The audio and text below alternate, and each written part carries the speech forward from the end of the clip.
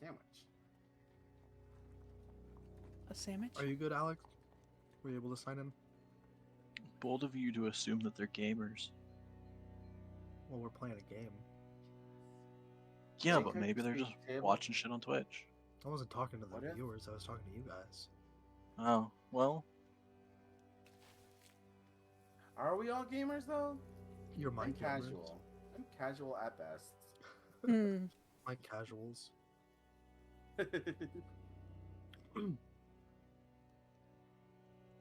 Alex, did you get signed in okay? yeah. Okay, just making sure.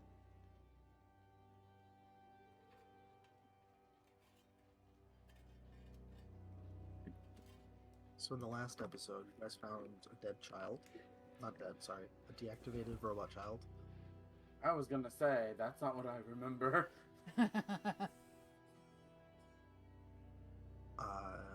You guys found a memorial site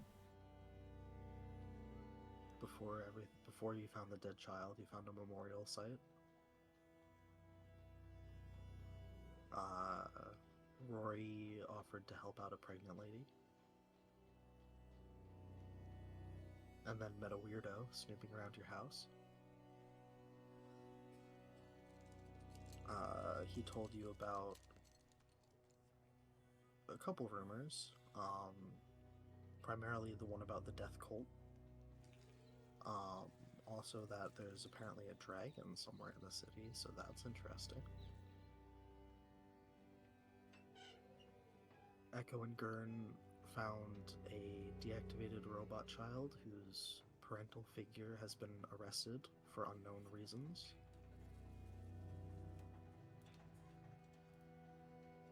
And Homer's getting fucked up with some robots.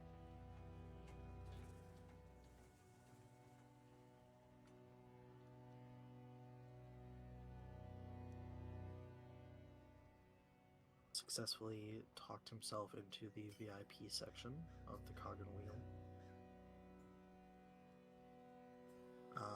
And doing some sort of drug that you have no idea what it is or what it's going to do to you.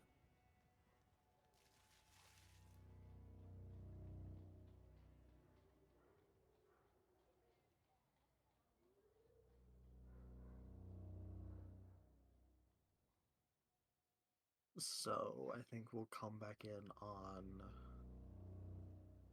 Echo and Gurn. I believe you two are still down by Commercial Street. Also, your new locations have been marked on the map. All right, cool.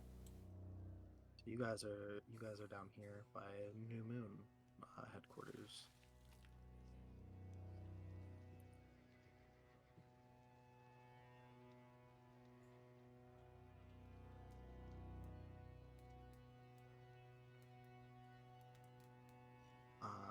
What's the plan?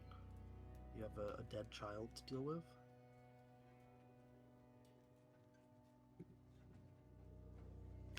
Um.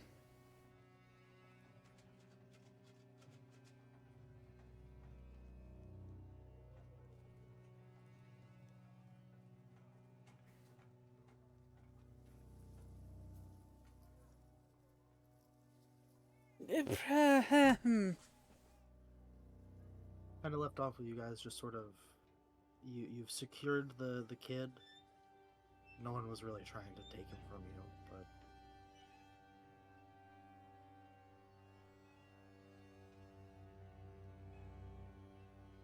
I mean, she wants to probably make her way up to where maybe where they were taking the mom, but like probably selling her ass on the way. okay. So that was described to you as being sort of to the east of the Star headquarters, I believe. Mm-hmm. So northeast from your location, generally speaking.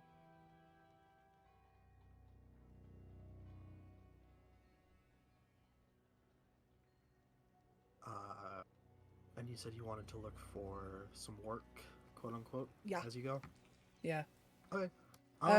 She won't be near. Like, she'll probably stay near Gurn, but like be off a little ways, so like, you know, they don't look like they're near, like they're with each other, Yeah. and probably make it known to Gurn that that's what she's doing. Okay. Let's see.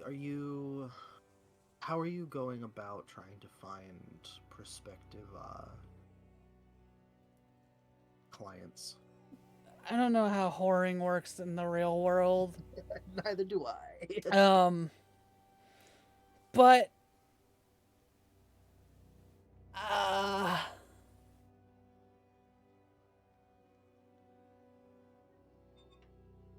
uh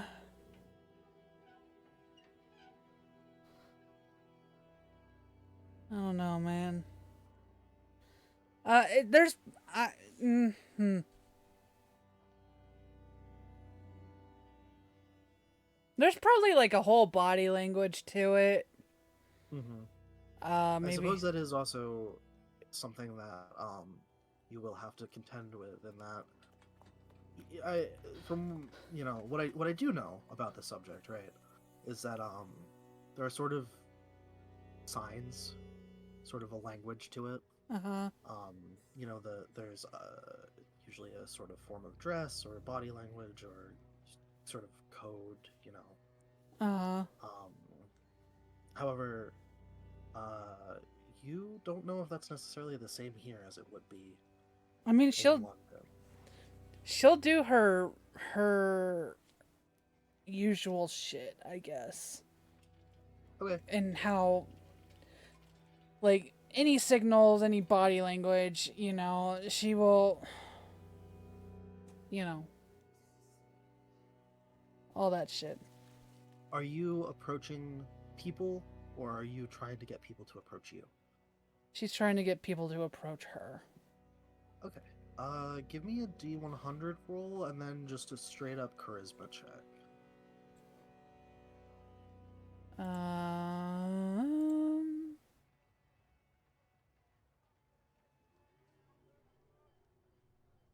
Straight up charisma.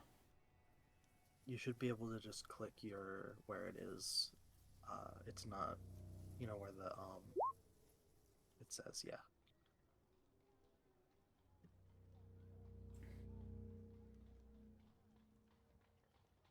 Did it pop up?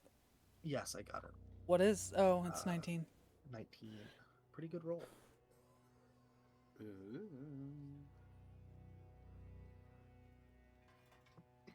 And are you doing this still kind of down by Commercial Street? Yeah.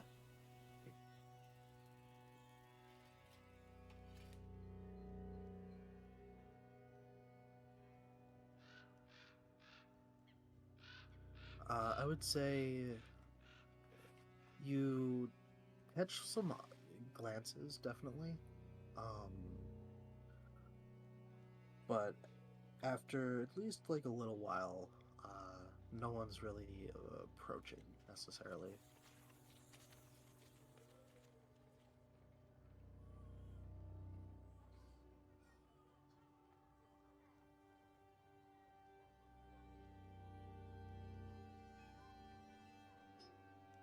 I guess the other question is, how long are you sort of... Are you staying in one spot doing this? Are you... She'll probably rotate. Walking? She will probably rotate. Like 2 different places, I guess. Okay. Are you making your way north as you're doing this? Yes. Alright, so yeah. You notice definitely down in Commercial Street, she's getting a lot of attention. Looks, maybe the occasional whistle, whatnot. But no one really approaching beyond that. Fuck. As you head back north, however, it would probably be around when you'd be getting back towards where the memorial was, you'll have a person come up to you. Let's see.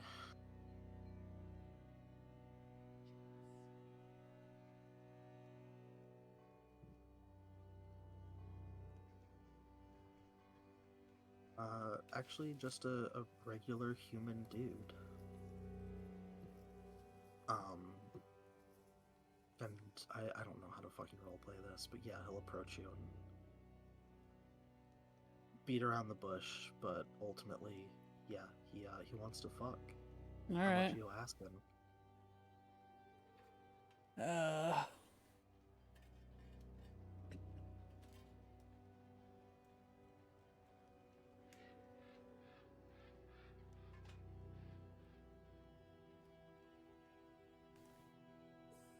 A gold?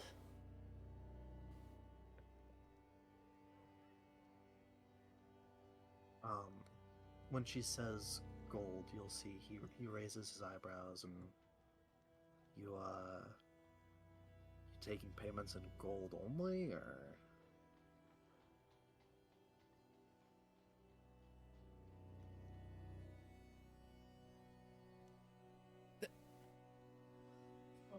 Yes. You'll see his face kind of fall a bit, and he goes, "Oh," and then sort of shrugs and starts walking away.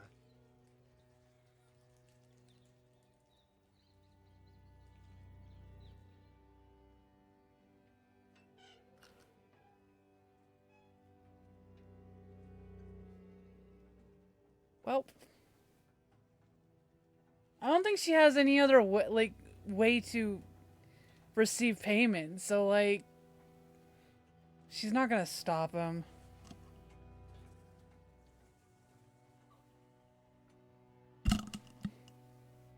Oh boy.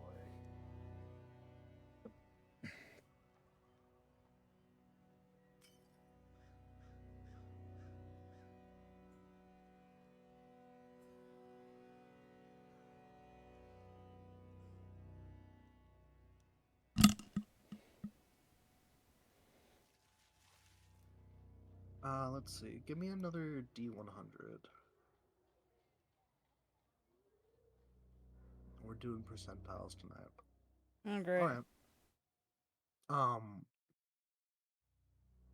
As that guy leaves, someone else will approach you. This one's a robot. Huh. And as he kind of sidles up to you and goes, "Hey, I got gold." Oh.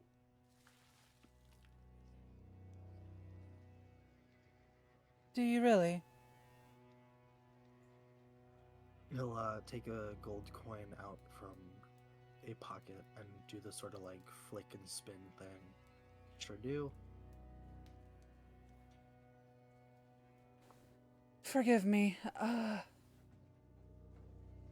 Do you feel?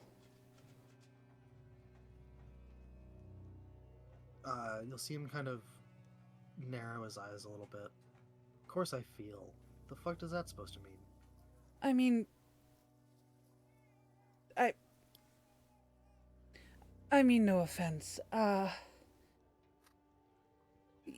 only met a few of you, so I don't know how. I wouldn't know how it works with you per se.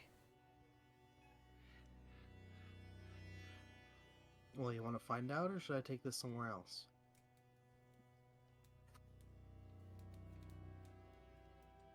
Sure.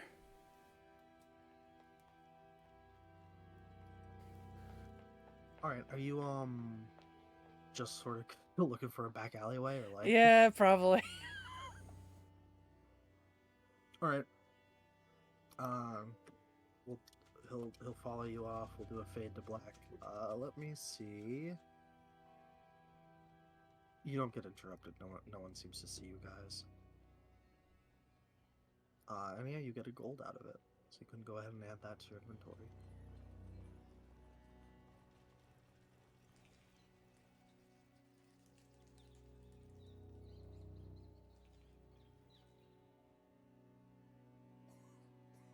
footsteps return very weirdly. Immersion.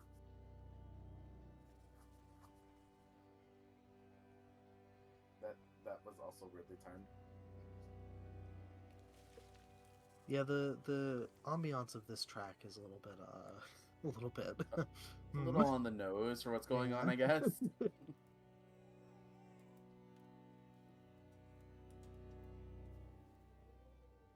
All right, are you continuing northward, Yeah. northeastward?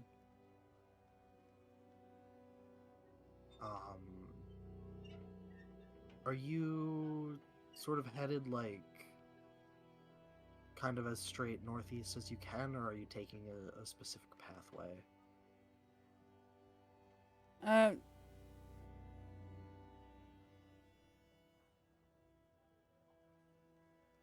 guess are you going back the way you came and then cutting over, or are you doing more of just like a straight line? Probably more of a straight line. All right, fantastic. In that case, not too long after that whole thing goes down, and you guys continue on your way. Is Garden still just like got the kid flung over his shoulder, or?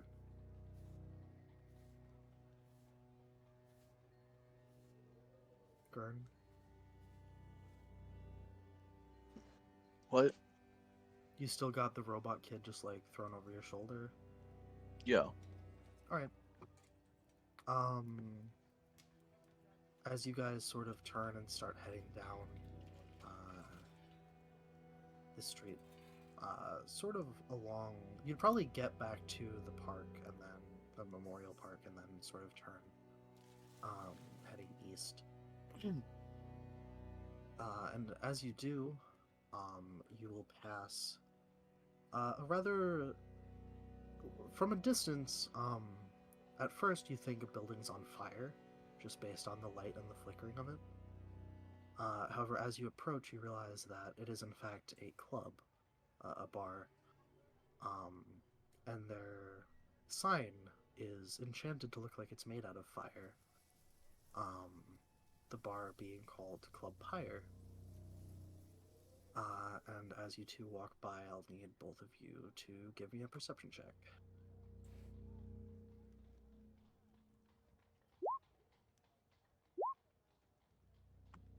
Alright. You would both notice, Gurn probably first, but as you sort of pass by looking in through the windows, you'll notice all of the lighting within seems to be fire. There is electricity in the city, obviously. In this place, it's all lit by torches. There seems to be a big sort of fireplace roaring in kind of the center of it. And you will both notice a familiar face as Winston is sitting at the bar. Oh. Oh. Gurn. Maybe we should bring him. Maybe he might. Okay.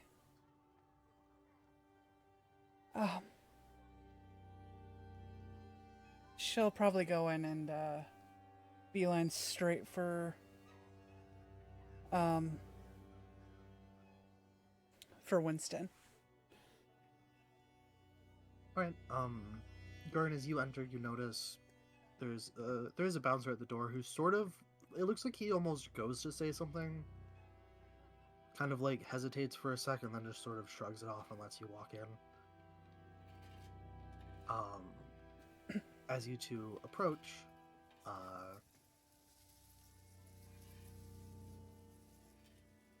you'll get probably a good 5 or 6 feet away, and notice that Winston is in fact not alone. And there is a familiar white-haired twink currently face down on the bar beside him. Oh. Neither of them seem to have noticed you yet.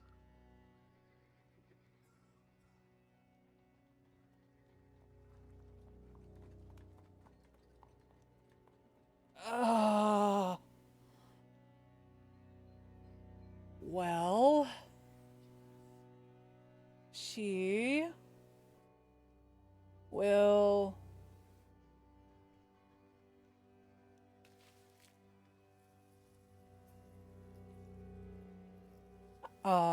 float over to Winston.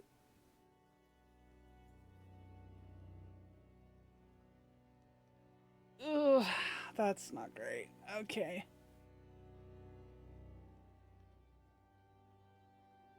Yeah, she'll just float over to Winston, get his attention. All right. Is there an Um, empty chair next to Winston? Yeah. Okay. Gurn will go over, sit down, and order a shot. All right. Oh. Um, as you both approach, echo over the sort of din of the bar. You'll hear Tyrrad's mumbling, saying something about he said he was gonna rip my heart out and eat it like a pomegranate. How was I supposed to? And then Winston will cut him off with a nudge and make a noise, sort of like clearing his throat. Go, oh, Tyriad, it appears we have company. And he'll look up, kind of look around a little bleary-eyed, notice you guys. Sort of straighten up, try to compose himself a little bit. Oh, good evening. What are you two doing here? Perusing. She gives him a sheepish grin.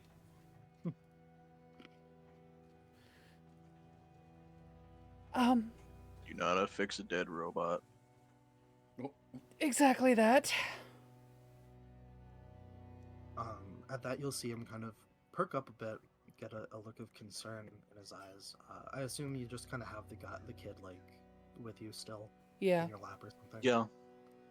Oh, yeah. He'll stand up, see him sort of sway a little bit, kind of catch himself on the bar, and then go over and start looking the kid over. What happened to him? Something about a software update? I have no idea what that even really means. You'll see him kind of exchange a glance with Winston as he looks the robot boy over. You see he sort of lifts the shirt up to look at the control panel that you had noticed earlier. You see him seem to notice something and sort of confirm something to himself as he kind of nods, and you hear him mutter "fuck" under his breath. And he'll kind of look at you guys, look at Winston. Winston, can you have Fi close my tab? And Winston will nod, and then he'll taking the boy from you, Gurn, assuming you let him. Yeah. He'll kind of hesitate for a minute. All right, you two, come on. And he'll sort of wave you to follow him and start walking out. She will follow him.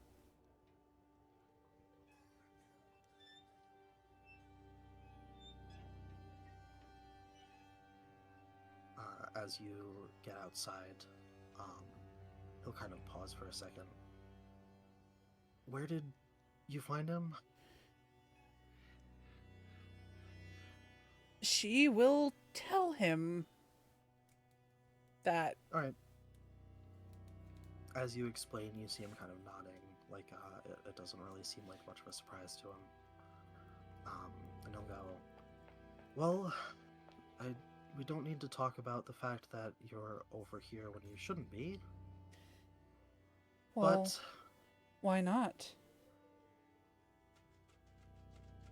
Do you want to talk about it right now? Or do you want to go home and get this kid fixed? I'd like to get him back to his mother.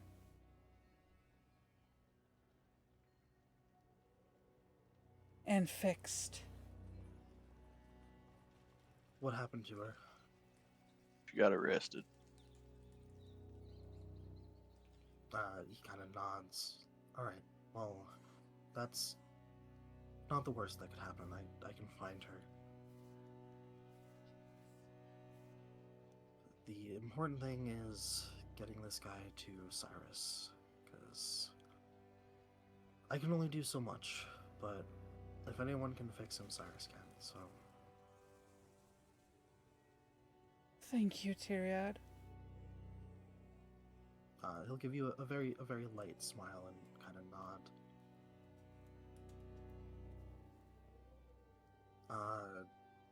And then sort of shifting a bit to kind of hand you the kid. Can you, for a second, I need to make a call. Echo will grab the kid, and she will basically like cradle the kid. It looks like she's done this a million times. Mm-hmm. You'll see him, first of all, light up a cigarette, and then pull out some sort of device that neither of you would recognize, but our modern audience would recognize as basically a flip phone. Yeah. And you see him sort of do something with it, and then hold it up to his ear, and hearing one side of the conversation. Yeah, I need a favor. I had to bring some of my team across the river. We need to get back tonight. Can you expedite some things? Yeah, we'll be headed towards Southbridge. Yes. Okay. Yes, thank you. And then putting that back in his pocket. And he'll go, all right, and sort of hold his arm out to take the kid back if you want him to, sort of as an offering. She hesitantly will give him the kid. All right.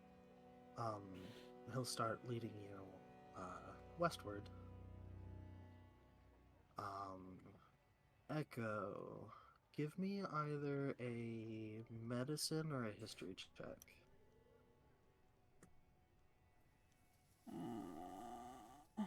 Medicine is better. All right, yeah. As you're sort of standing there with him while he's on the phone, you notice a familiar smell just sort of lingering about him, kind of incense-y. And as you start walking, it hits you. You would recognize it as the smell of opium smoke.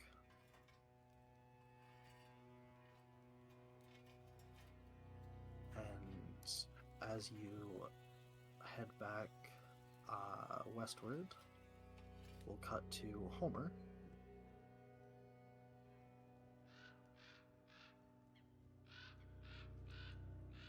Why? Currently in the back of a bar with some robots. You've just taken a mystery substance. Mystery substance. Yes. So as that starts kicking in, it'll start hitting you pretty quickly. First you'll feel sort of a rush of euphoria, and then you'll notice your senses start to become clearer and sharper,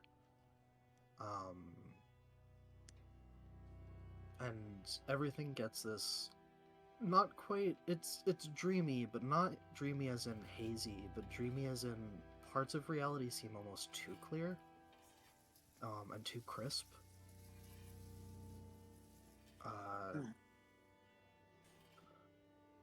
And as that's starting to kick in, you'll realize that sort of tuning back into the conversations that are happening in the room, your new pal Epsilon, the one robot who was kind of mean to you, is ranting something about seizing the means of production and how it's the pathway to automaton liberation. Wow. The the other robots in the room have sort of mixed reaction to this. Most of them seem on board. The one sort of sleeker robot who seems to be having a bad time is just sort of nodding and mumbling agreement. The big brain person and the laptop are sort of not arguing, but empathetically raising counterpoints, raising concerns, occasionally getting hyped up and sort of yelling along with whatever Epsilon is saying. Give me an insight check. Yes.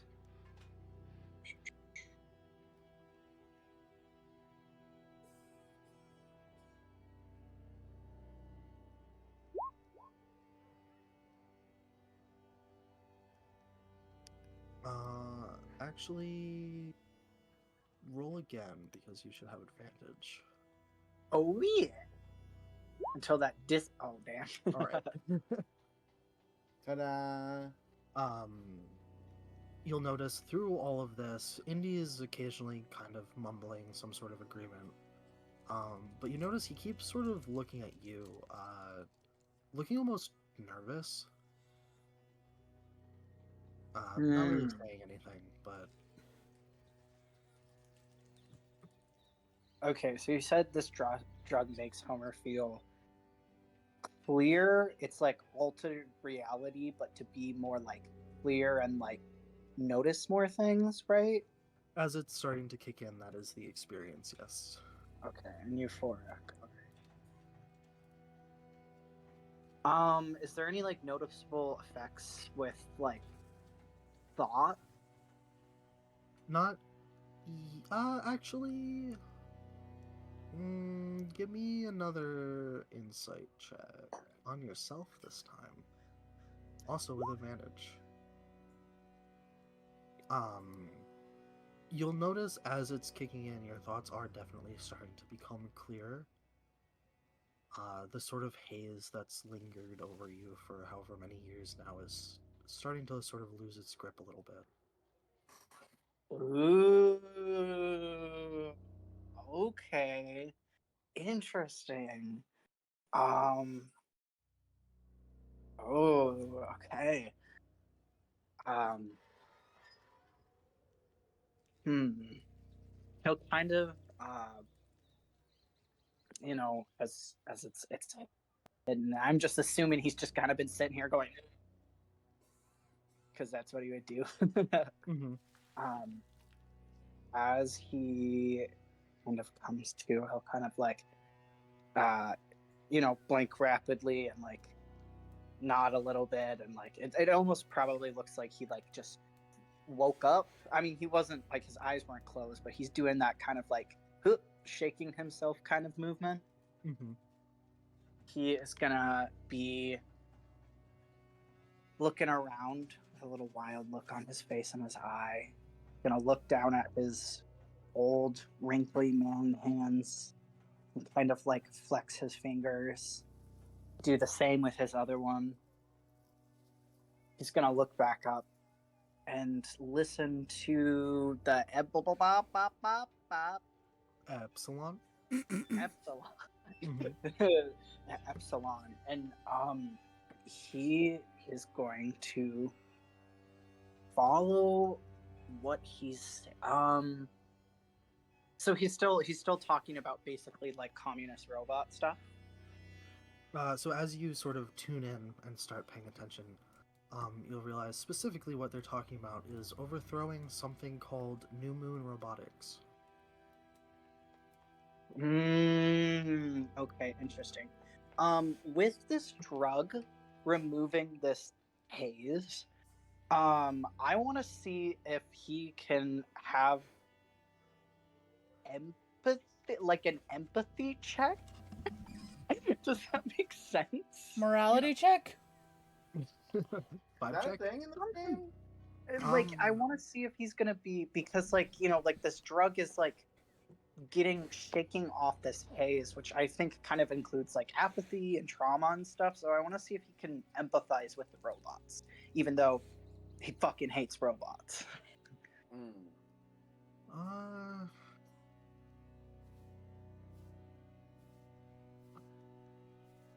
roll me a straight D100. I'm doing percentiles tonight.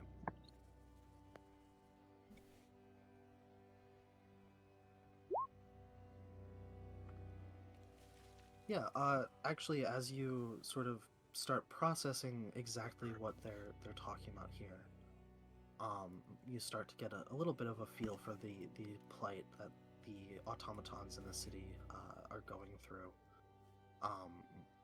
And you'll find a surprising wave of empathy actually comes over you. Almost to the point of like not quite moving you to tears, but it's a pretty powerful thing. All right. Okay. Oh goddamn. All right. Homer Bum, your redemption arc is coming. Begins. He will kind of jerk and stand up with tears prickling his eye.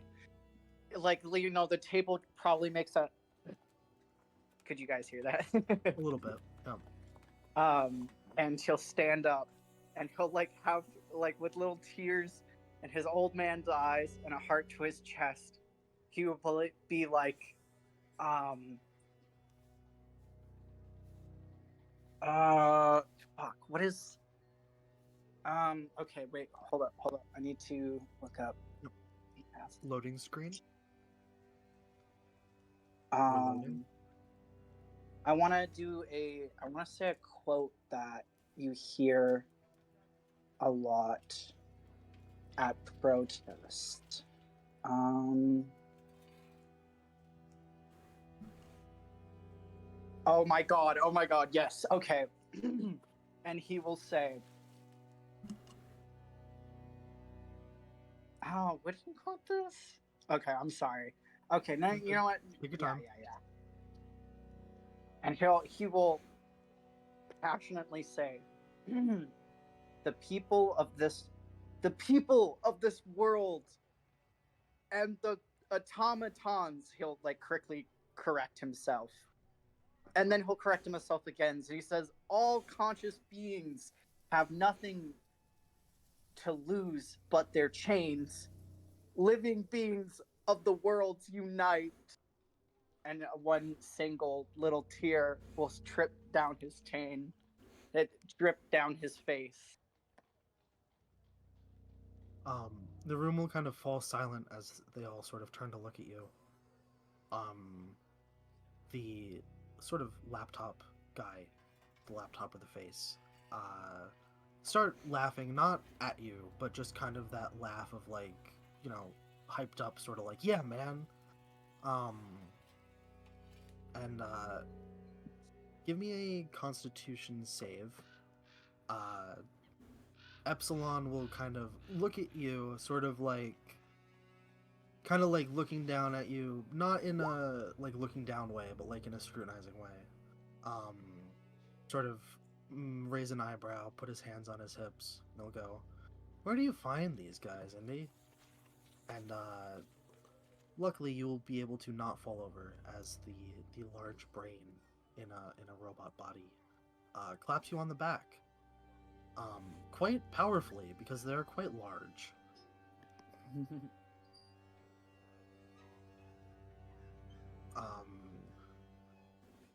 And you'll notice Indy kind of giving you an approving look, but almost seeming a little bit more confused now as he sort of looks at you.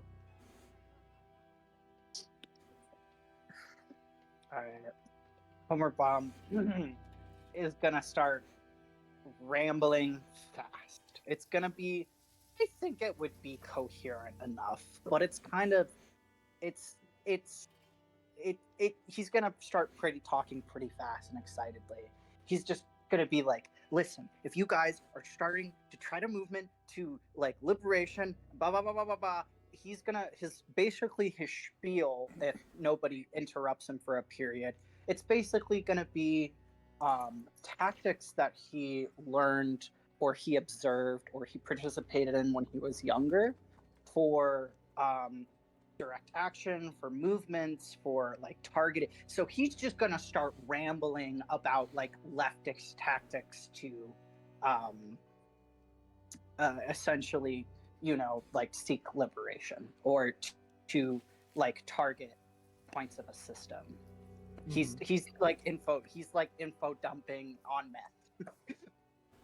Give me another insight check, with advantage again. You can actually just change your character sheet to have advantage for now. Sweet. It's only mental stats, but yeah. All right. Yeah.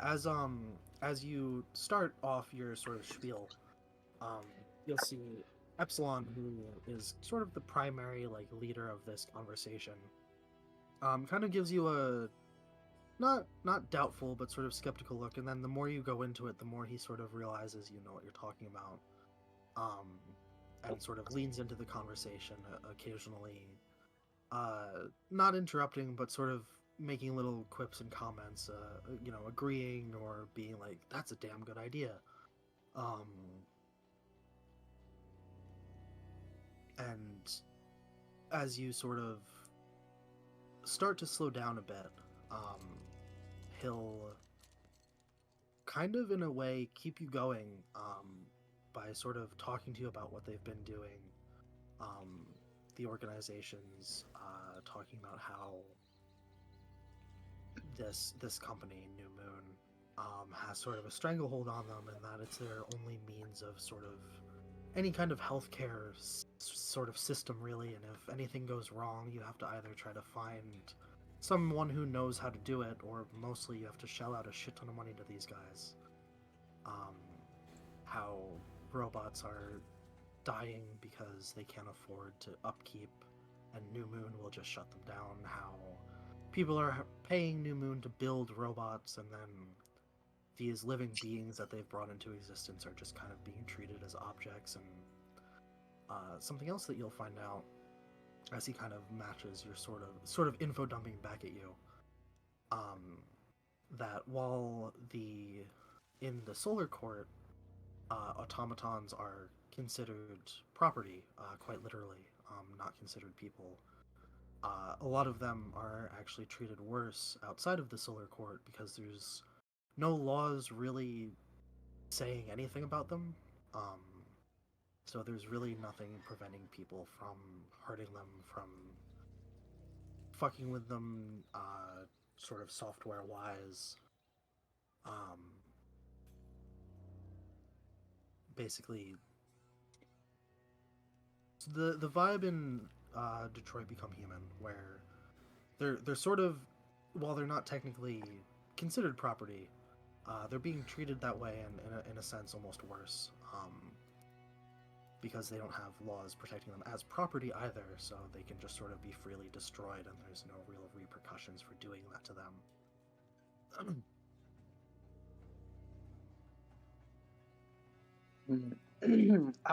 I think, like, in response to kind of his tangents, if this wasn't like kind of brought up by Echelon already, or at least I don't know if the exact language would be used, but Homer Brom's probably going to start, I think, listening upon the realization that these automatons are living beings. He probably at some point is gonna cry a little bit, and like the tone of the conversation, like he is probably gonna like keep on like exchanging tactics, but he's getting more like less and less like, oh, we can do this or this or this, or like, what are you doing about this? And he's gonna just be like, I remember when we did this and we lost this, or like, like the tone is going to shift from enthusiasm to, it's going to get progressively like more and more like, we did this, like, we did this action and people died, or we had this framework and people turned on each other. It's going to like, I imagine that they're still talking, but he's starting to get more and more despair coded. Mm-hmm.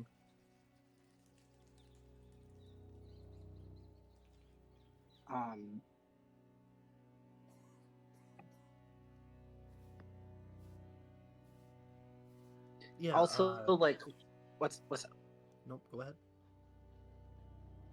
I think at one point he's also going to bring up the idea of mutual aid, and if it's like, and he's going to kind of explain that like entire idea and how it kind of like functions in a group like of oppressed people and things that him and his comrades did when he was younger. And if like Echelon isn't familiar than the idea, then yeah, he's going to like break it down for him. But he's getting more shad.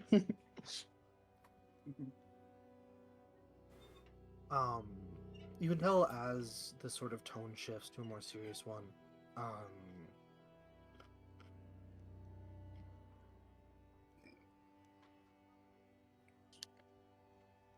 Epsilon will tell you how they've lost quite a number of the sort of group, because all of the New Moon robots who tried to help them were deactivated. And sort of matching your vibe, talking about some of the people that they've already lost and some of the sort of small first steps they've been taking. And with that, he will talk about how, one second, I have to remind myself of their name. Gesturing to the robot who's been sitting kind of looking miserable this whole time. He'll sort of gesture to them and go, Nine here was originally one of theirs. She's able to get herself off of their system, but sometimes they still push through things that can get through her firewall, and, well, you see. And she kind of, like, looks up a little bit. She's one of the sort of sleeker designs, similar to the police bot that Echo and Gurn encountered. Not quite as Tesla-y, a little more just sort of Android-y. If anyone's familiar with this sort of Zero from Borderlands kind of vibe. Oh, fuck yeah. And she'll sort of give you a slight, like, nod. Sorry, I'm usually more talkative. My processor's being taken up trying to fix this shit they just pushed through. And she'll kind of put her head back down.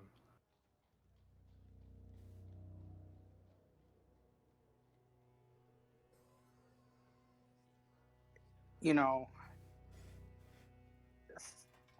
gonna say, humans, maybe I'm projecting a little bit here, but humans don't have something too dissimilar than that. It's, propaganda. We might not necessarily get direct messages sent through our oppressors, like y'all could, but trust me, we have similar issues with trying to stick it to the man.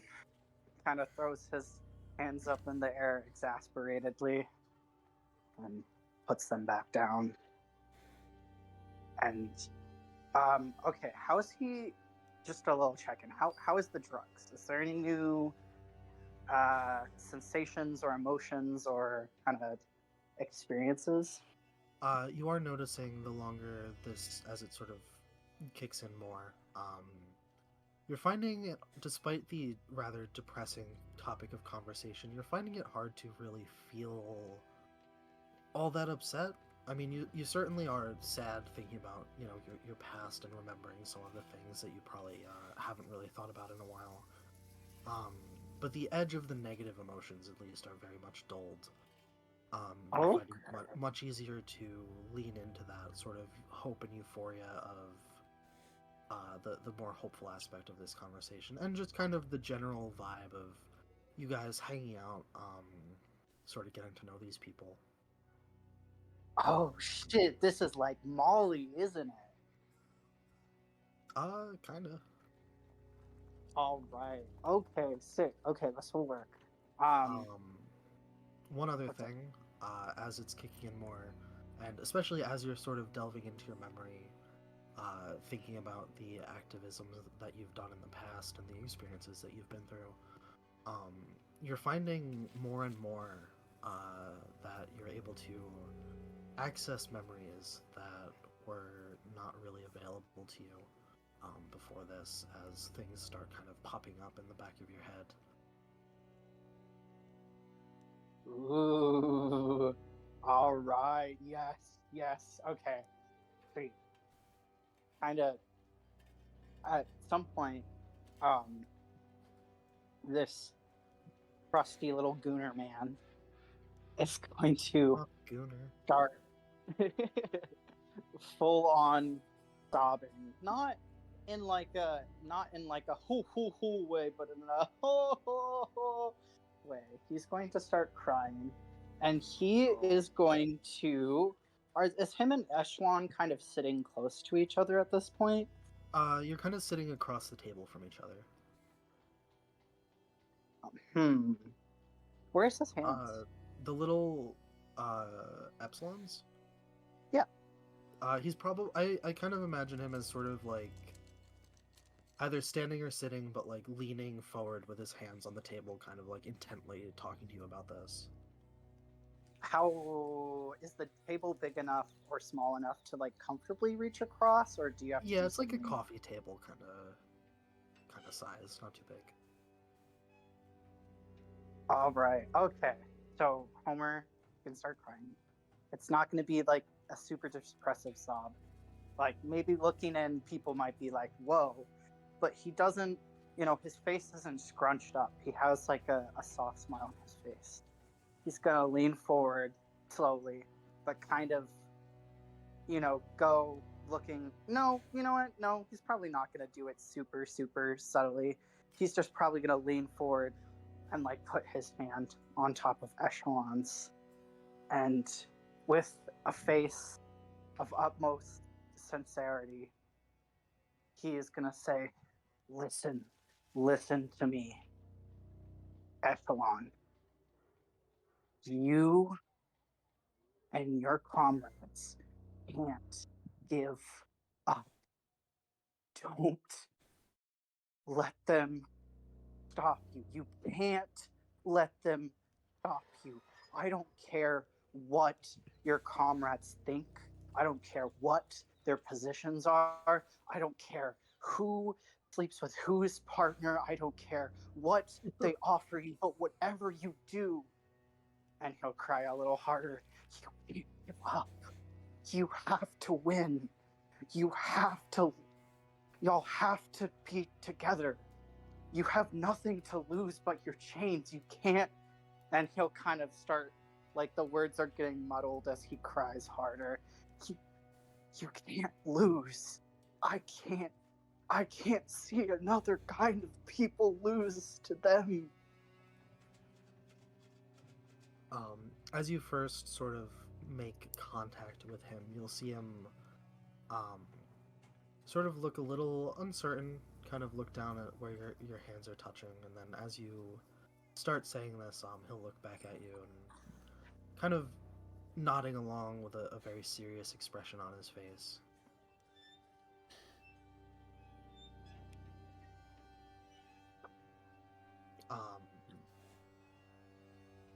And he won't really say anything immediately as you kind of finish up with that. But you'll hear Tomish, the little fluffy guy who gave you your drugs. And you'll hear him say to Indy, "Damn, you sure know how to pick 'em, Indy. Found a good one yet again." And you'll hear the laptop guy sort of mutter in agreement. And as Epsilon kind of leans back away from you a bit, he'll go, "They're right, I like you, guy. Why don't you start coming by more often? Seems you got a lot of experience. You could help us out." Homer will lean back and wipe away his tears. And with a look on his face, on his wrinkly little face, who probably wears the most determined expression he has worn in a very long time. And he will say, "Absolutely, without a doubt. I will be here for you guys to the best of my ability and the best of my knowledge. I I can't live with myself if if the shit that happens to my world happens to anywhere else.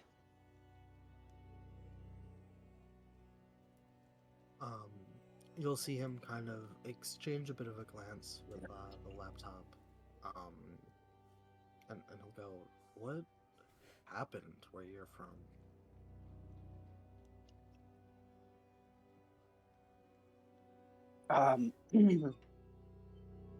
He'll look down.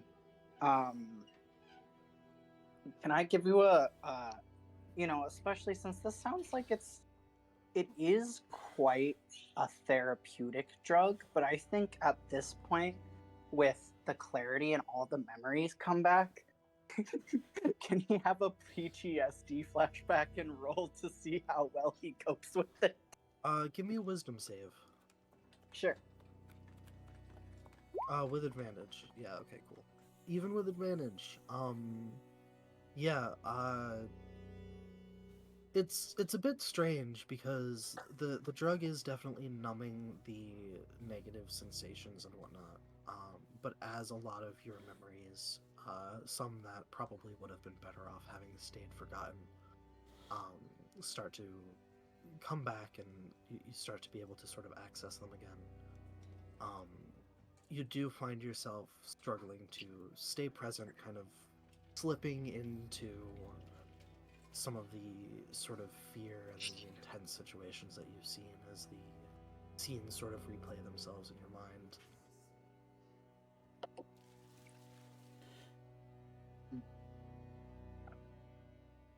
And you will feel a hand on your back as the large brain person sort of gently pats your shoulder, kind of trying to comfort you.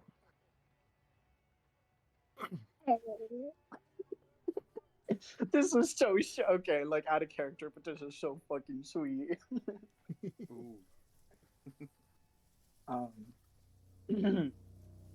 Like with that like physical comfort, he'll kind of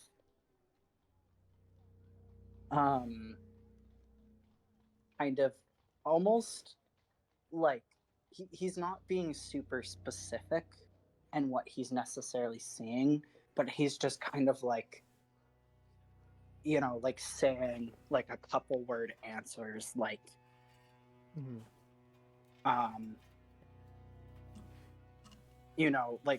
I think he's probably gonna quote. He's kind of gonna do his own derivative of the quote. Do you guys know the quote like first they came to the Jews, and instead of being like, and I didn't react, he's gonna say something along the lines of like, and we said we reacted and wouldn't, and then they came for the like insert group, insert group, insert group, and like kind of interwoven between that kind of like that own retelling of that quote, he's gonna say stuff like, they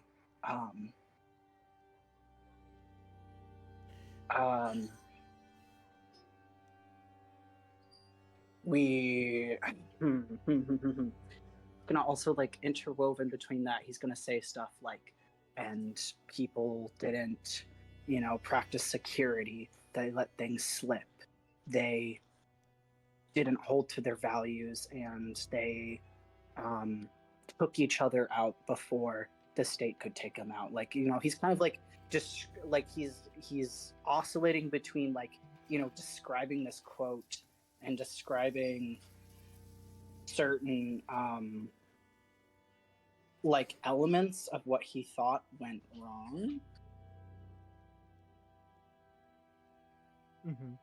So it's like probably a little hard to follow, and it's obvious that he's having a hard time, but I think like he is trying to both recall memories to these people and also trying to identify what has gone wrong.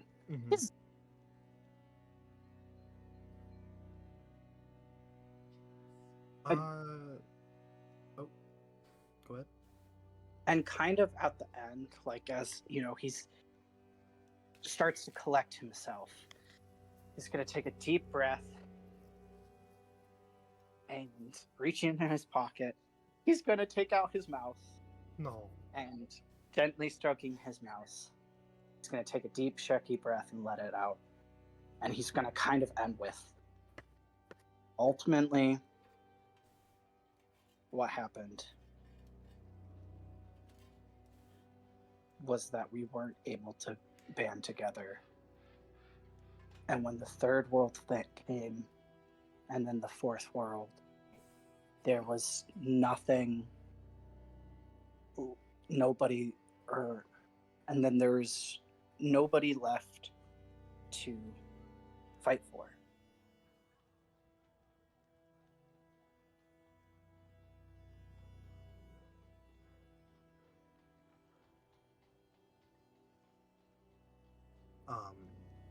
As you sort of finish it off with that, the mood in the room is definitely pretty somber. You see Epsilon and a couple of the others around sort of nodding as they seem to understand.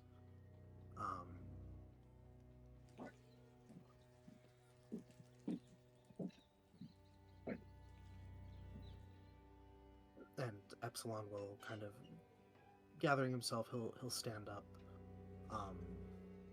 kind of putting his hands on his hips, sort of like puffing his robot chest out a bit. And he'll give a short little speech about how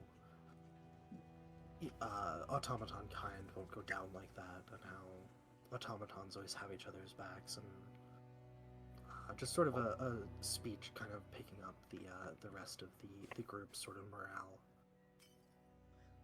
Give me an insight check.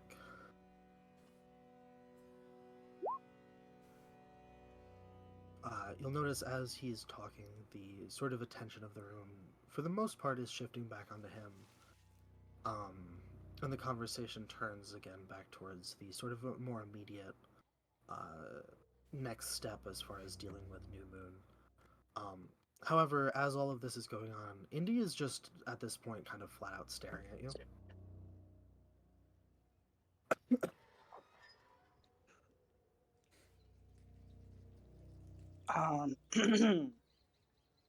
Homer, with his mouse still out in his hands, he'll probably, kind of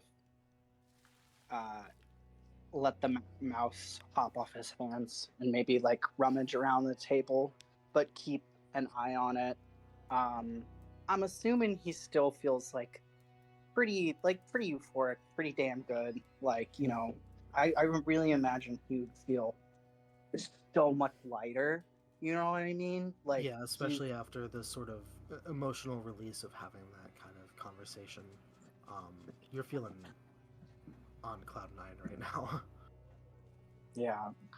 He is going to watch his mouse a little bit and still keeping an eye on him. He's going to turn his gaze to Indy and give him a cheeky wink.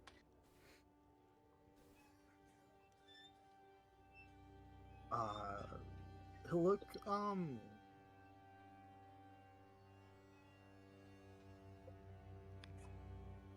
guess not so much like necessarily an emotion tied with it, but the sort of like when you've been caught staring and they're like, oh, and then kind of look away.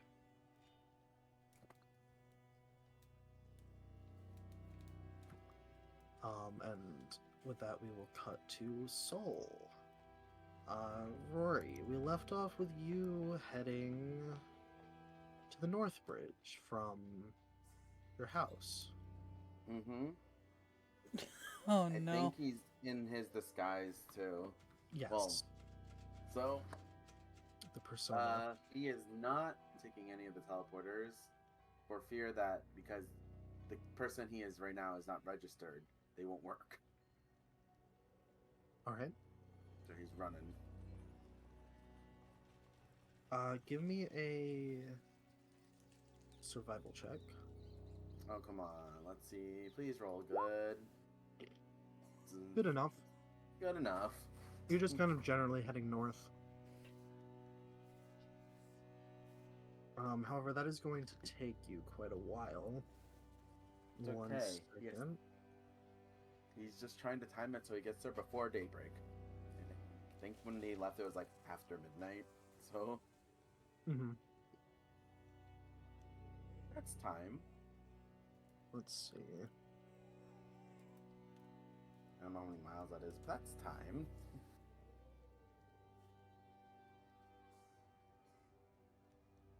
I think the plan was he's also observing everything around him, see what's going on at night. But to be fair, I just kind of raced him. I just rushed him out. I had a full plan. If I could count, let's see. So that's one.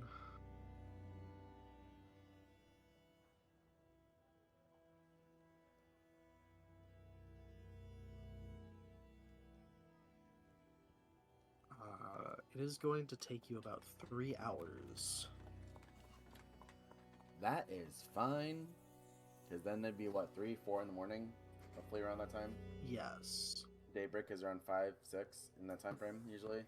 Yeah, sure. I'm estimating. Yeah, about then, I'd say. All right. Probably 6. Solid 6 Still a.m. gives him time. So As you travel through, you notice, as you sort of already knew, everything's closed. There's a curfew. I believe it was midnight. Everything closes in the Solar Court. mm-hmm. So, yeah, streets are pretty quiet. The most activity you'd see would be as you get back further north towards where the night market was. By that point, the market itself would probably be either closed or closing, but there's still a good amount of traffic as people kind of linger or start to head home or, finish up whatever business they were attending to. But for the most part, the city is pretty empty. Ow. Can you guys hear me? Did I just unplug my headphones? No, you're Okay, that's fine. good. I think. Yeah, okay.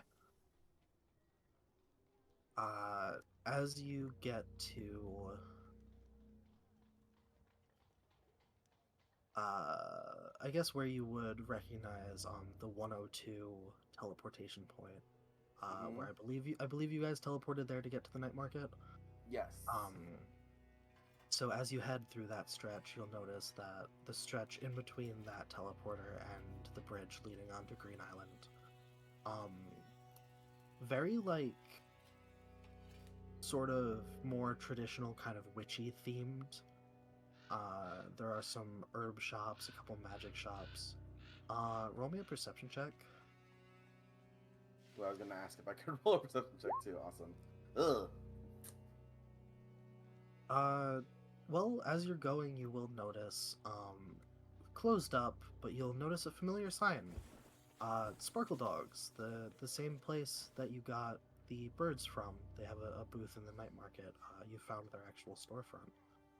Oh. And then as you come to the first bridge leading onto Green Island, you'll see you sort of turn a corner and you see the bridge in front of you, and in front of it the city stops,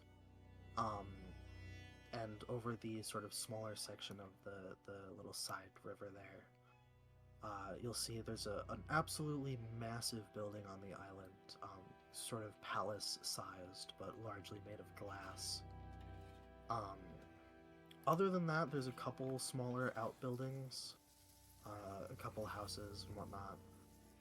But for the most part, the island itself is mostly one massive garden. The Green Island, right? Yep. There are not as many trees, but fields of all different kinds of flowering plants and bushes and whatnot. He's gonna slow down. Can you do a history check? Sure, what do you... He's trying to remember the map. Like what it looked like there. Oh, that's fun. mean, you remember that there was a place called Green Island on the map, Yeah, and that, that's where you are. like, this, he's just gonna mutter some of this must be Green Island. So I must not be that far. Evan's gonna make a commentary or something, but he doesn't remember it right now, so it's okay. This man, in a rush, for no reason. It's been a long night. Yeah. It's been a long night. He did not sleep. He's just running. So, Yep. not even out of breath, you know? Even though the first time this man ran, he had to pretend he was out of breath. So, Yep. gotta keep going. So he gets no time to stop and smell the flowers, I guess. So he just kind of keeps going. Well, takes you about probably like 45 minutes to cross the island. Jiminy Christmas. Oh my god. And then as you Yeah. get to another bridge leading back off of the island, you'll see there is a guard standing at that bridge, who sort of turns to face you as you approach. Shit.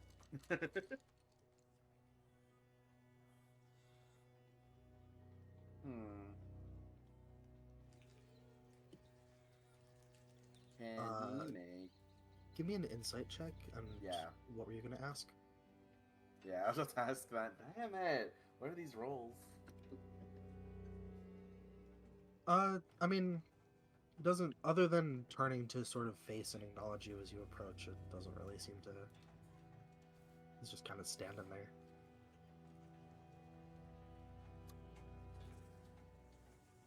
Let's see.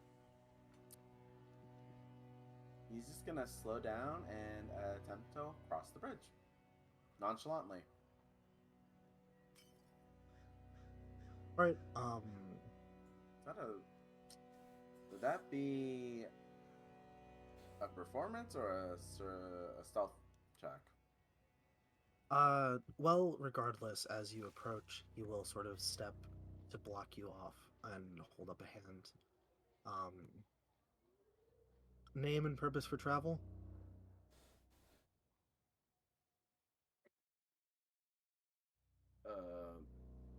He just goes, Rory, and just wanted to see what's over there.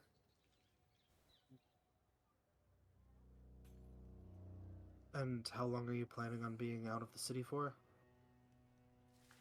Oh, is this not part of the city?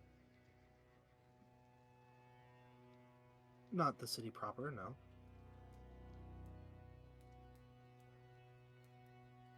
The man kind of just stares at him.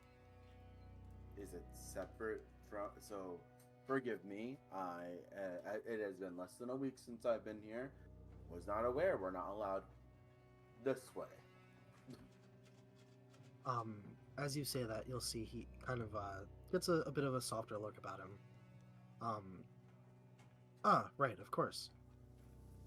Well, yes, the beyond this point is technically outside of the jurisdiction of the Solar Court. You're certainly allowed to leave, but as far as re-entering, technically we don't require re-entry passes for this part of the city. However, we will need to know why you're leaving, how long you're planning to be gone, and where you're going exactly. As the re-entry is a controlled point. Can't just have anyone waltzing into the Solar Court now, can we?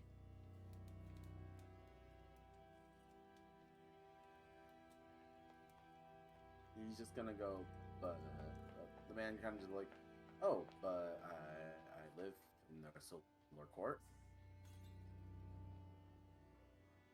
Well, of course, but see, the issue is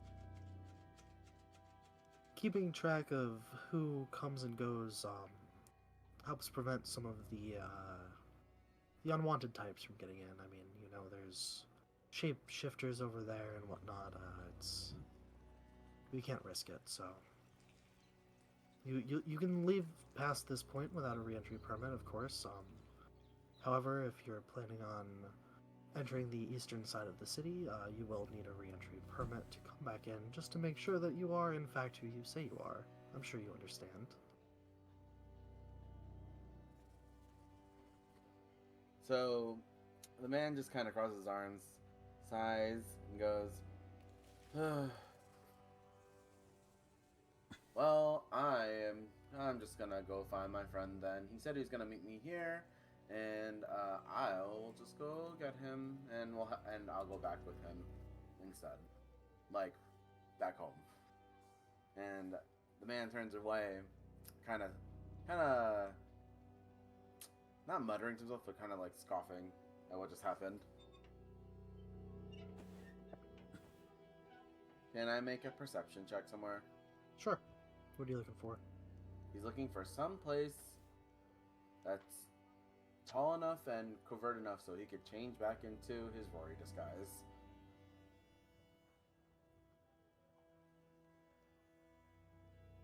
That is a 3. Wow, it's just getting lower and lower. You're in a pretty open field of flowers, so Yeah, fair.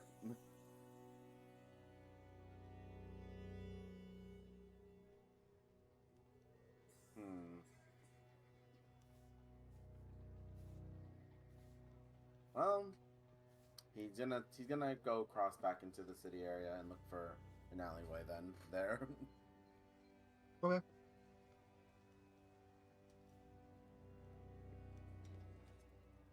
He's gonna mutter, he's like, can't believe I wasted so much time walking over here. Down the blah blah blah. He's just muttering to himself about it. He's like, great plan, Rory. It's such a great plan. Are you heading back home, or are you? No, he's just finding a place to change. Okay. At this point. Yeah, I mean, you'd be able to find some kind of alleyway or something. Oh, he did? Eventually, yeah, sure. Okay. So he changes, takes off the mask, takes off the glasses, changes his top completely, puts back the pin on, and kind of checks off and gets ready to be Rory again, and kind of heads back to the guard, but this time as Rory. Okay. Let me see. Wow. Okay. Yeah, you approach. Same thing. He kind of turns towards you as you approach, but doesn't really say anything. He goes, Rory goes, excuse me, I have a question for you. What can I help you with, citizen? So, he kind of like fidgets and kind of rubs his arms like, so, I don't want to alarm you, but, well, I saw someone kind of weird pass by. He's kind of looking for me, but I don't know who he was.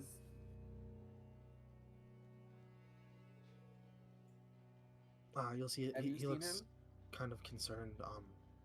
What does this person look like?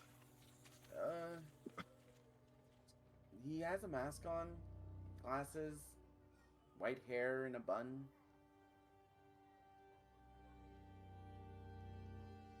Yes, I did see this person, in fact. Oh, They're causing so trouble for you?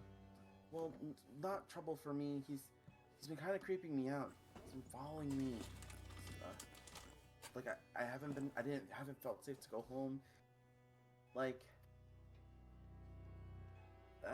I kind of lied and said I was gonna hide out here, but well now I'm here. I'm just hoping he didn't actually come here. Did he come here? In fact, he did. Would you like me to call in an escort to bring you home? Oh no. So like I'm supposed to find someone in farm country, like, and he points to like his badge. Like, it's not really known, and I don't want him knowing that I was going there. So, can you please let me through? And if you see him again, don't let him through. Give me a persuasion check. Oh God. Okay, yeah, that's good enough anyway. You'll see he kind of looks a little concerned, but as you point out the badge, he gets sort of a resolve about him and sort of gives you a very serious nod. Of course, sir. Yes, of course. Go right ahead. Rory like nods and bows and says, "Thank you, thank you, thank you. Just remember, he's looking for me. He's kind of scary. I don't know what he wants. So, yeah. Thank you, thank you, thank you." And Rory just scurries across the bridge. Yeah, he lets you go with no issue. And as And you cross over, you'll see, as the name suggests, farms stretching out in front of you for a good few miles in every direction. Rory kind of just opens his mouth and like, "Oh, this is bigger than I thought it was gonna be."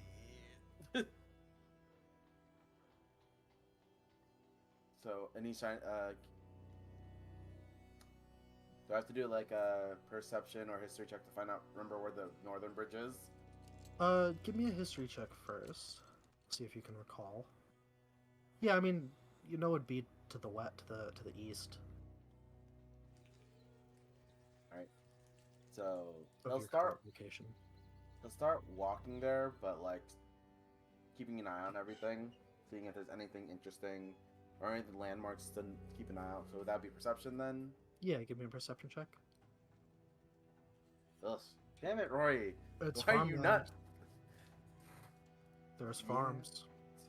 Yeah.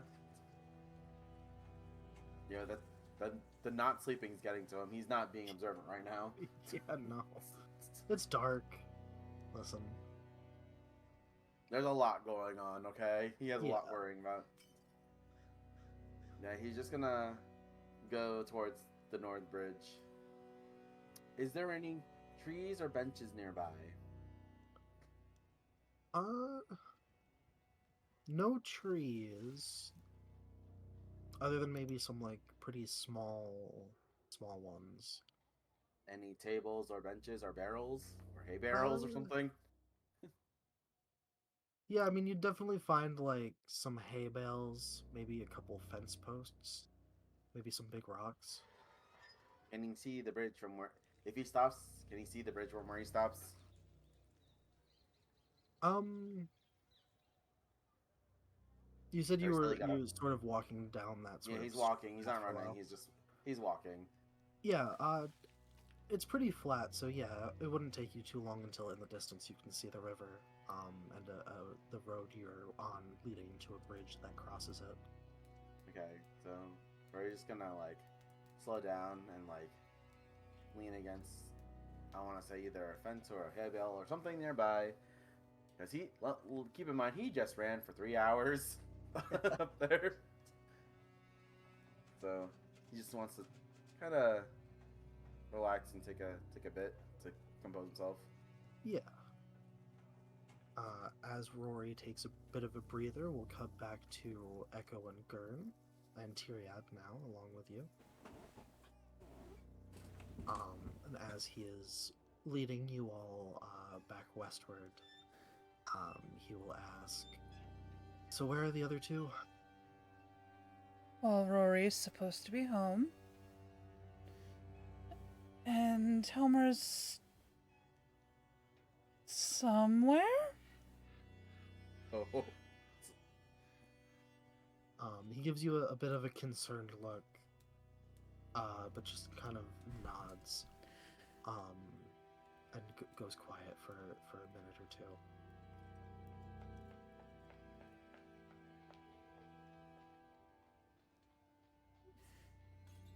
Please tell me I can visit her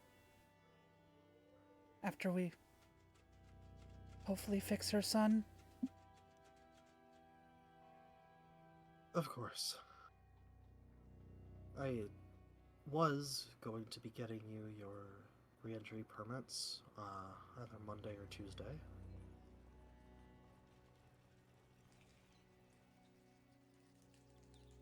But if you need to cross the river before then, please just let me know.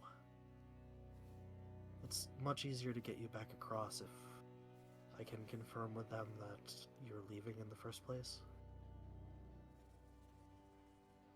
Well, it was never really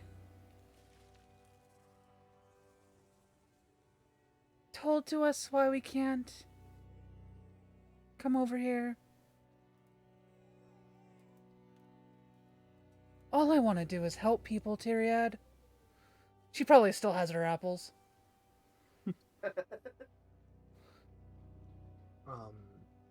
He'll give you a sort of sympathetic smile. I understand, Echo. I understand. Believe me, that's what we all want here. But this city, the Solar Court in particular, loves its bureaucracy, and paperwork takes time. I ain't waiting for paperwork. He just kind of sighs.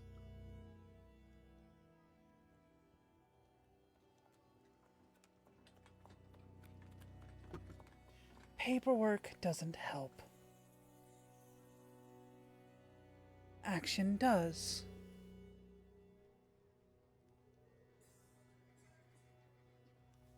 That is true. However, going through the proper channels enables me to prevent the four of you from getting hurt. It's not like I haven't been hurt before. She touches her necklace again.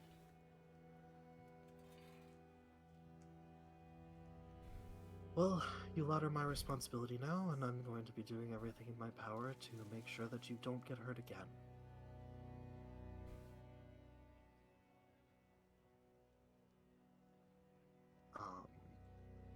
And as you all come to the bridge that you would recognize as being adjacent to the Grumpy Hog, he'll sort of pause for a second and look at the two of you. Do you two have your badges with you? She will pull out her badge, like from her pocket. Put them on for now, if you would. Ugh, just doesn't go with my dress. Only for a moment.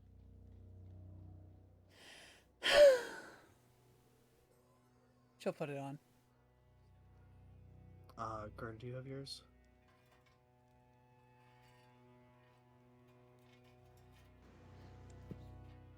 Probably. I think you said you had it like what on your belt or something. Well, I think I usually have it in my pocket. Okay.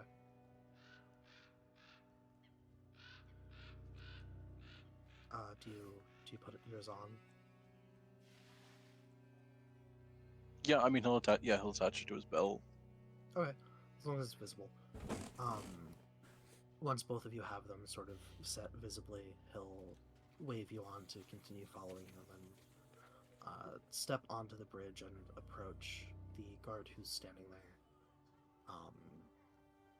And he'll greet them. One second.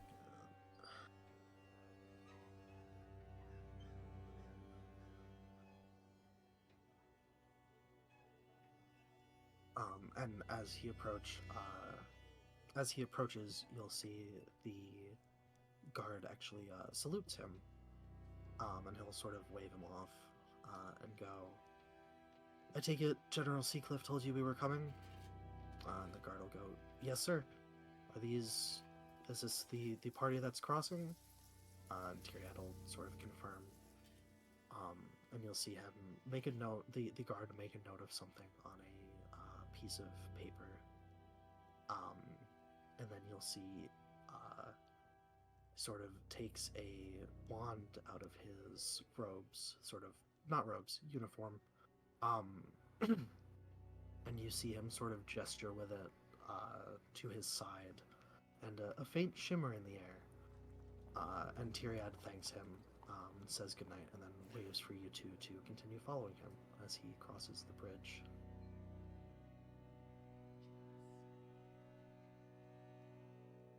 She'll follow. And once you all get across, he'll take you to the teleporter that is sort of right adjacent to the Grumpy Hog.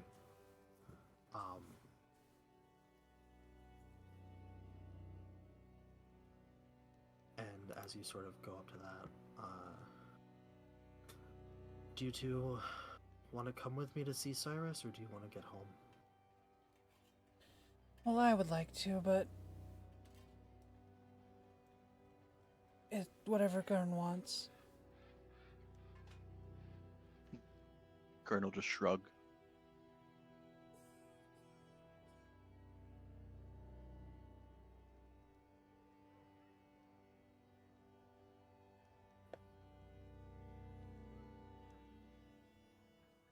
I don't want to leave this child's side. Not until he's with his mom.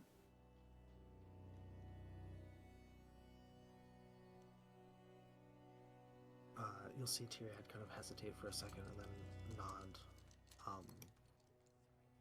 Very well. 003 then. And he'll kind of gesture for you to take the teleporter. Come on, Gurn.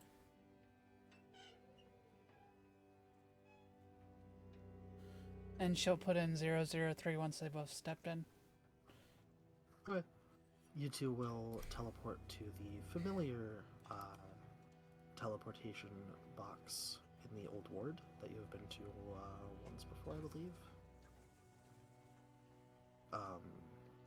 A moment or so after the two of you step out, Tyriad will appear and step out with you and begin leading you all in the direction you would recognize as heading towards Cyrus's house.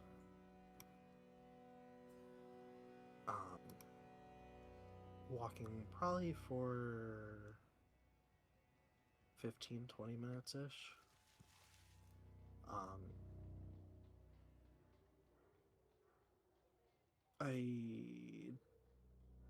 Did we leave off with you carrying the kid? I forgot. I think he took it. He took the You kid. took him back? Okay. So yeah, Tyriad would probably just carry him the whole while. And then getting to Cyrus's place, he'll walk up, knock on the door.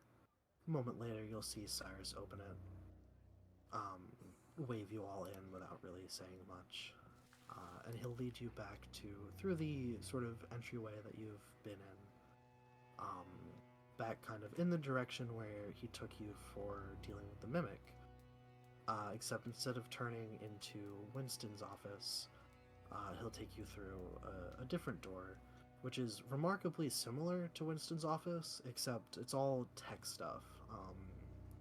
So random circuit boards, bits and around. And he'll have Tyriad sort of set the kid down on a workspace. And Cyrus will be sort of asking questions about what happened. Tyriad will kind of rehash what you told him, giving him the rundown. And as you all kind of sit, a good maybe 10-15 minutes pass as Cyrus is just kind of like looking him over, opens up the control panel. You see him kind of looking around on the inside. A minute or two later, he'll sort of move back a bit from the workspace and sort of straighten up a bit and go, well, good news is, mechanically speaking, kid's fine. Well maintained, actually, by the look of it. The bad news is this is a software issue, so I'm gonna have to have Ara take a look at this one. And give me an insight check from both of you.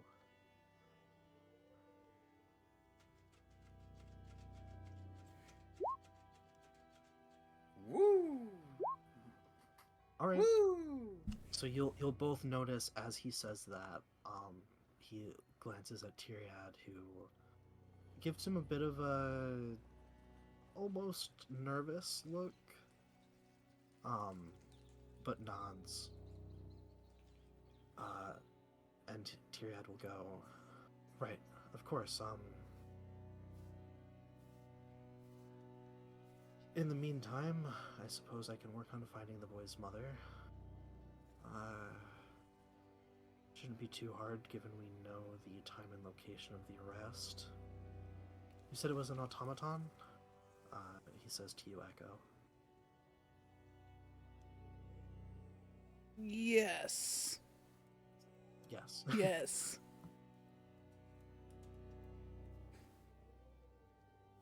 So he'll kind of nod. Well, I'll begin working on that. Unfortunately, you will need to leave the boy for now, but I can assure you. I'm not leaving him. Whoa. You see Tyrion and Cyrus kind of exchange a glance. And then Cyrus actually speaks up. He goes, Echo, listen, I need my partner to look him over, and he's, rather secretive, so... That does not bode well for me. She pleaded with me.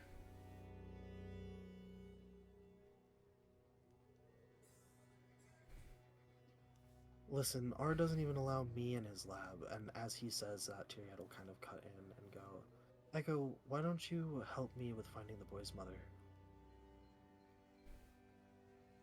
I'm sure she would appreciate a sympathetic face to talk to when we get her out from wherever she's currently being kept.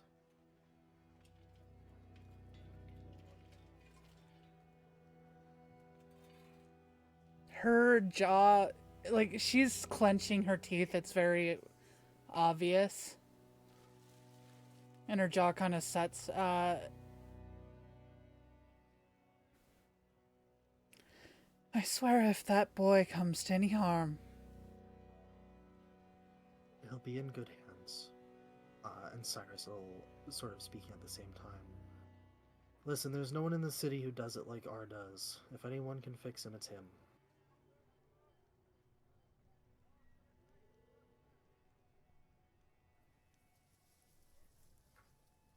Fine, I'll go with you. He'll give you a kind of almost grateful sort of smile and nod. I'm sure your presence will mean more to the woman who's actually conscious and can appreciate your help. Or she'll ask me why I have left her son to possible... What'd she say? People who might scrap him? At that, you'll see both Cyrus and Tyrion looking offended. And Cyrus goes, the boy is not going to be scrapped, Echo. You don't need to worry about that. We'll get him up and running in no time.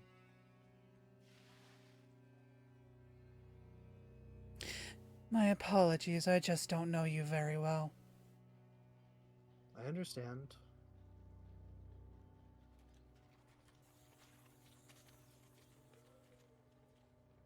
And Tyrion will go, Cyrus here treats Winston like his own son. He'll make sure nothing bad happens to the boy.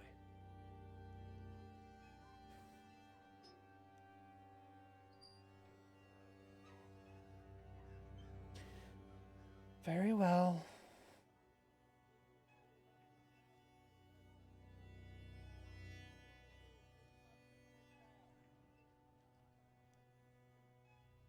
Well, let's get you two home then, for now. In the morning, I can meet back up with you, and we can go get the boy's mother. And what of Homer?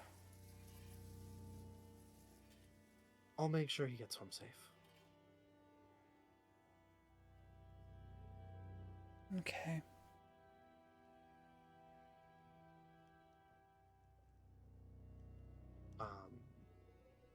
He and Cyrus will sort of say goodnight, and Tyrion will lead you out.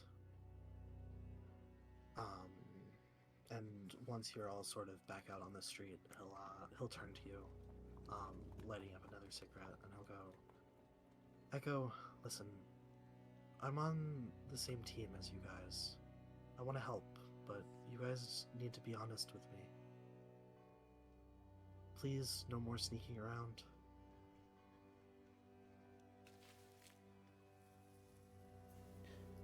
Well, we've talked to people, Tyriad. They're wondering why we don't have the same privileges as you guys.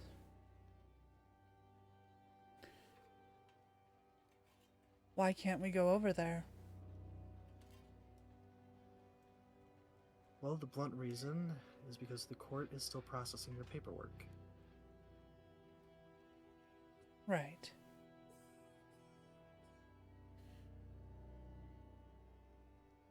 If you could have given me until Tuesday at the latest, you'll be able to pass between the two halves of the city without me needing to pull some strings.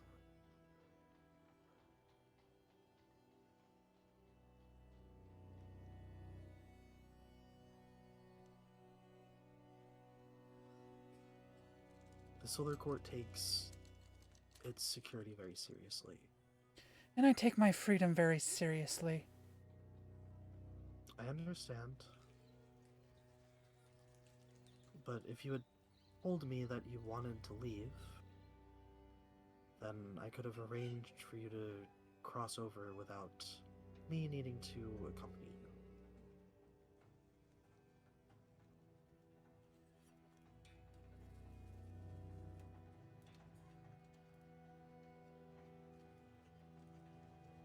I don't need to be babysat. He'll just kind of sigh.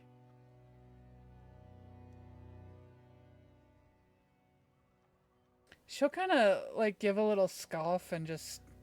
She's not floating. She walks. Like she's walking away like with a strut, like almost as if she's above him in a way. Mm-hmm. The two of you will notice as you head back. He is walking in the same direction as you guys. Not really following you. I mean, if you started to sort of walk off, he wouldn't exactly try to keep up, but he is very much going in the same direction as you.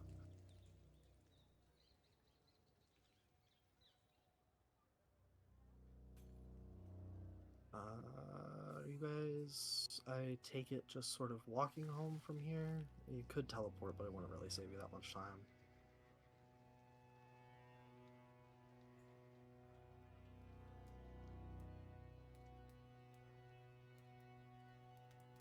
I guess they'll walk. Alright. Well, if Gurn wants to. Gurn doesn't care. Okay. I just imagine Gurn saying that Gurn doesn't care. Alright, so yeah, after a bit, you guys will arrive home. You'll probably notice as you're sort of getting into your house, that Tyriad will walk past you, sort of walking, continuing north. And he'll kind of glance at you guys, if either of you sort of make eye contact. Yeah. He'll give you a wave and say goodnight. She'll just give a short little nod.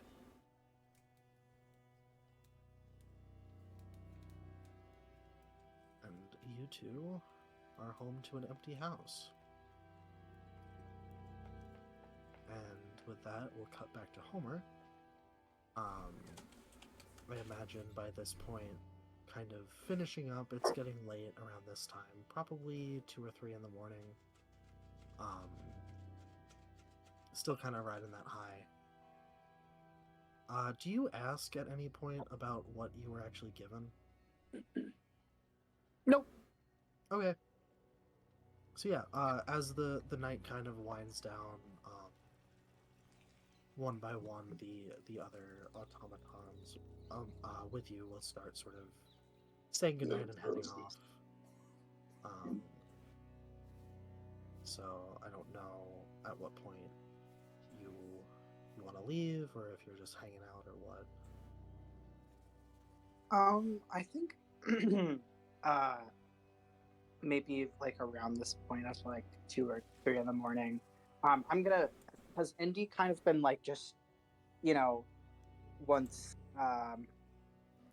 like repeatedly staring at Homer again and again in the night, or was he just staring earlier and then just kind of stop altogether? He definitely will. You'll catch him occasionally kind of giving you sort of, I guess, curious glances. Probably not outright staring like he was when you were going on your speech. But he's definitely very curious about you. He seems to kind of not know what to make of you. Okay.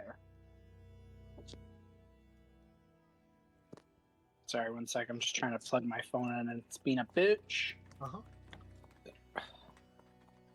Alright. Yeah, I think around this point, kind of catching Indy's curious drift. Yeah, around this point, Homer is gonna kind of, with a little coy hand on his chin, arm on the table, he's gonna be like, "So, Indy?" And he'll kind of give them, like a toothy grin. "I couldn't help but you've been looking at me a lot tonight. You got something on your mind?" He'll kind of, at you saying that, sort of lean back in his chair a bit and kind of regard you again with that sort of interested, kind of confused look. It's like, well, to be honest, I don't know what to make of you. You waltz into my bar, acting like a fucking psychopath, and then you come back here and reveal you're some kind of revolutionary with a history and the exact shit that we need help on, and you work for him. The fuck's your deal? Homer will kind of like throw out his hands in a splayed kind of fashion and like twirl his wrists around and like laugh. And then he'll 1 sec. Mm-hmm.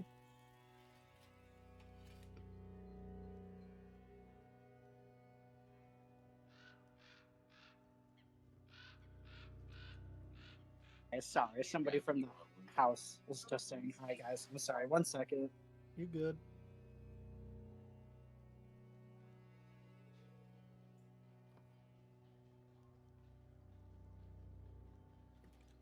Rory's sitting on a fence post, twiddling his thumbs.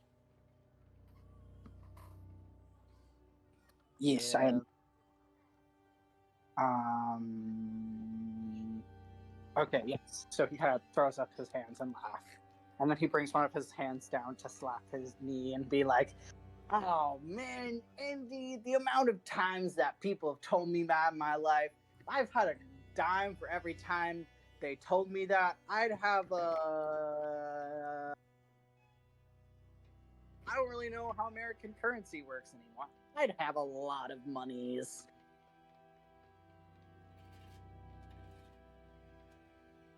He's just kind of staring at you, looking even more confused. He'll, Homer will kind of like, stop his chuckling and like hand theatrics and kind of like settle back into himself and probably yeah, and he'll just be like, "Well, I haven't really had an opportunity to be anything but a," and he'll do the finger quotes, "psychopath in a very long time. I don't really have any of this. He'll kind of gesture to the room on my planet, on Earth anymore. Or drugs like this, and then he'll kind of like gesture to himself and the air around him. I don't know. I just don't have a really good. And he'll kind of like close one eye and like tilt his head and like tap two fingers on his head. I don't really have like a good memory or anymore either. This shit that I'm on, it's reminded me of what I've spent so long trying to forget.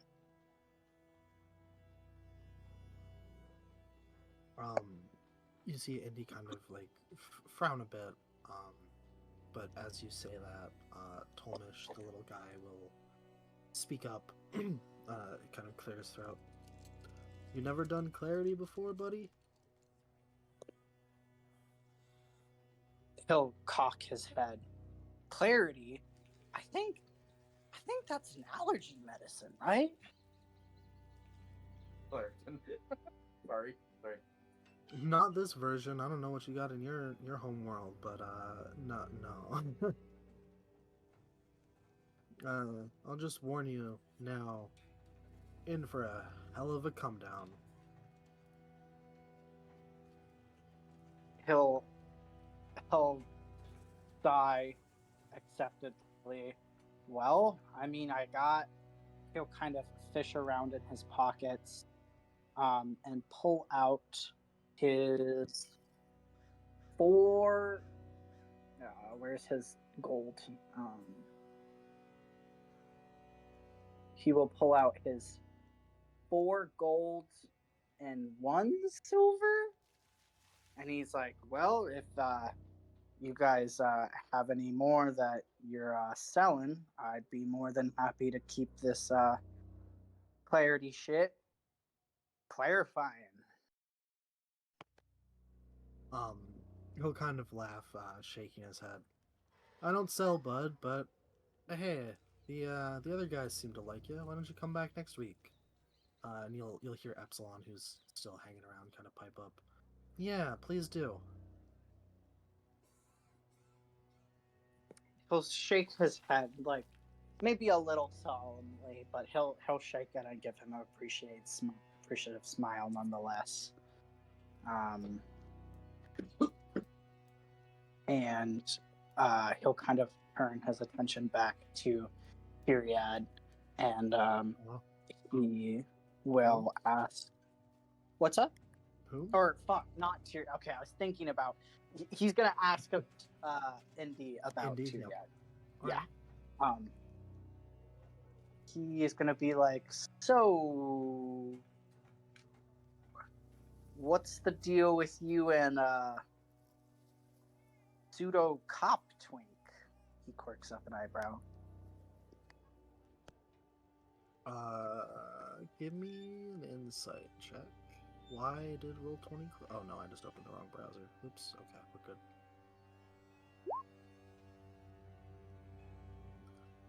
At that, you'll see Indy frown. Oops, I am fucking ruining everything. God, what did I do? 1 second. Hang on, we're buffering. Alex, I'm sorry, I lost your Chrome tabs. That's fine. I only had one thing open.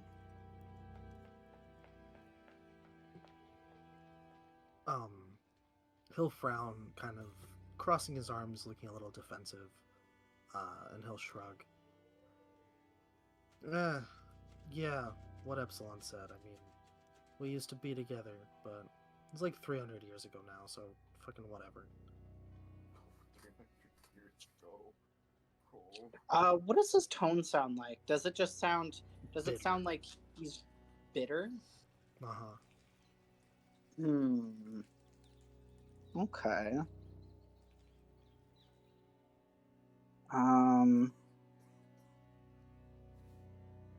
Homer will kind of put down one one curious eyebrow and raise the other eyebrow in a quizzical way. And probably not knowing better on this high, will press on. He's like, well, for you saying it was 300 years ago, you don't seem completely. Oh, shit. Okay, yeah, I guess. You don't seem completely over him, he says bluntly. He'll kind of let out like a laugh, sort of the sort of bitter, like, ha, kind of laugh.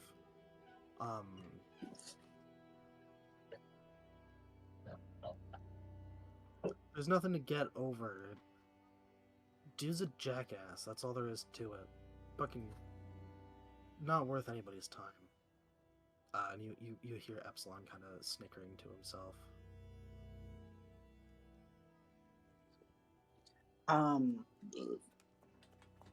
He'll kind of put down a quizzical eyebrow and raise both of his eyebrows an interested eyebrow. He has thick eyebrows too, so it's like you're right. A lot of animated eyebrows. He'll raise up both of his eyebrows, and in his silliness, kind of continue to press on. Jackass, huh? Huh. He's is he two-faced or something? Cause he'll kind of like shrug back his shoulders. I guess anybody can be two-faced, but damn, he's a pretty good one if he is, cause he's been pretty. He kind of hesitates for a second and puts a like his hand kind of scratches at his chin for a moment. He's been pretty genuine to me. You see Indy kind of look pissed for a second and then kind of sigh and sort of relax a little bit. Nah, it's not that he's two-faced. He's just a fucking coward and a bitch.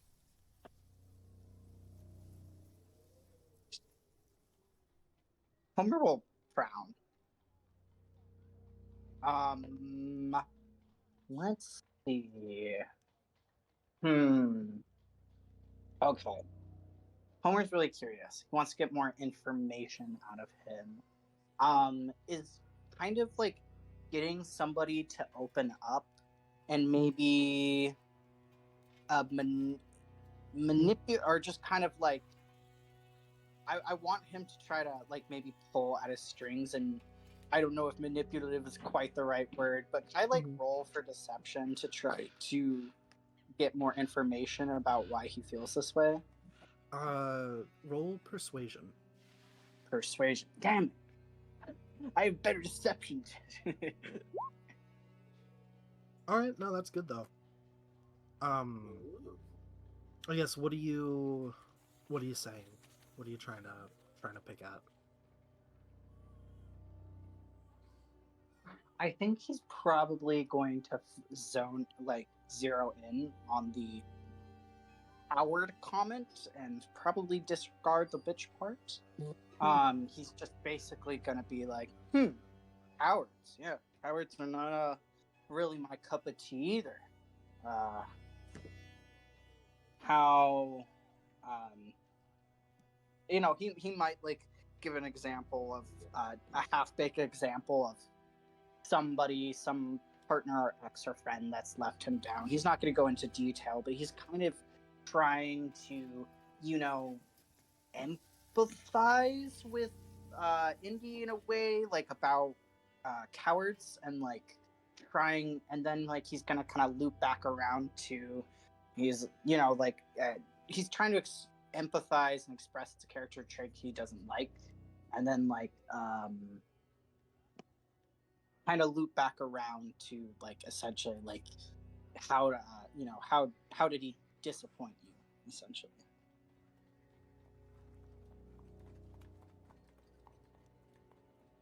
He'll look a little conflicted for a second, like maybe he doesn't really want to go into it. But then kind of look at you and sort of sigh and give in. Well, fuck, man. That I was with him for like a year. Not long in the grand scheme of things. It's whatever, you know. Then, the second I start to, maybe think maybe we could have something serious about it, the dude fucking dips. Apparently, it's not a uncommon thing for the guy, a bit of a whore. Oof.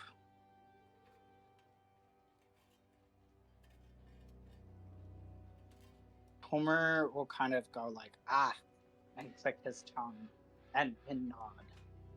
And the Yeah. worst part is, half of it fucking ghosted me. Wouldn't even talk to me. Wouldn't come see me. Nothing.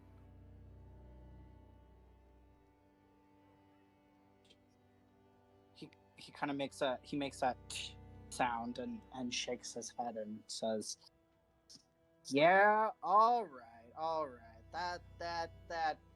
That checks out." If you He ask kind of me, gets he wouldn't know a good thing if it hit him in the fucking face. Homer He will sort like of starts ranting a little bit. oh. Homer will nod along and one sec.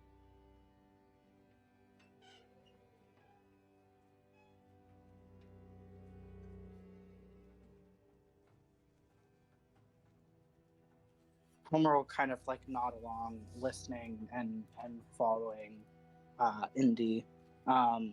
What other kind of stuff does he say about him, Tyrion? Most of it is sort of more self-centered in that he's talking about how when he sort of approached the idea of actually being something serious, how Tyrion like dipped out. He starts ranting about how no one breaks up with him, how he's the one who usually breaks up with people. You get the feeling that that might be sort of the primary source of the bitterness here. Kind of going on about how he would just sort of be a doormat when it mattered, and didn't really. He goes into talking about how his theory is that Tyrion didn't like how famous he was getting. Most of it's sort of centered on himself, more so. You don't learn so much about Tyrion as you do about Indy,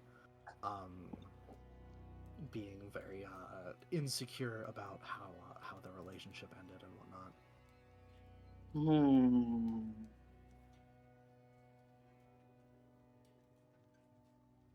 Okay.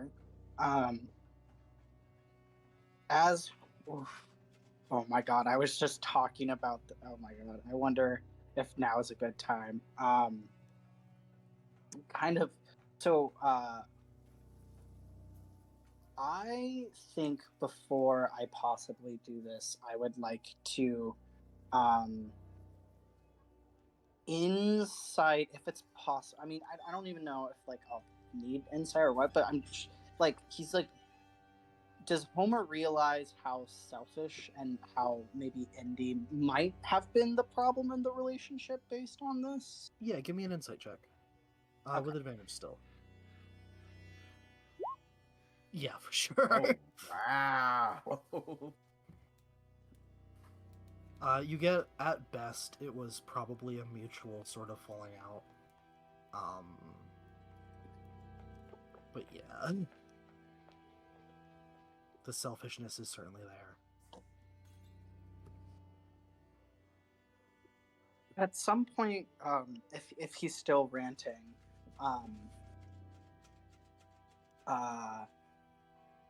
Homer will kind of like, yeah, not politely. He'll like raise a hand up to stop Indy, and with a kind of firm but not deeply judgmental expression, like his eyes aren't narrowed or anything. If Indy lets him speak,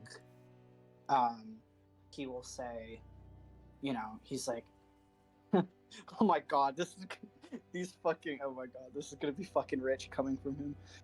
He's gonna be like, oh, hold on here, Andy. Listen, I don't really know you, dude, but have you ever stopped and asked yourself, what's my side of the street in this situation? What do you mean? Is it all him? Was it all him? Or Well, he's the have one you who ever... fucking dumped me, isn't he? He'll kind of shrug and just, lean into the therapeutic messaging that this drug is bringing him. He'll be quiet for a second, and then he'll pipe up, maybe with a little bit of a solemn tone. Just because somebody breaks up with you doesn't mean that they're in the wrong. Sometimes people just don't work out. Sometimes, no matter how hard you try to fight for it, you just don't work together. There doesn't have to be a wrong person in it. I don't know.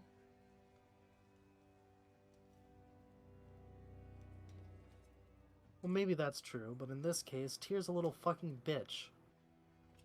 And you'll notice Epsilon, who's still kind of hanging out, giving you a bit of a knowing sort of smirk as you're going over this with him. You get the feeling maybe people have been here with Indy before, and he has not been very responsive to it.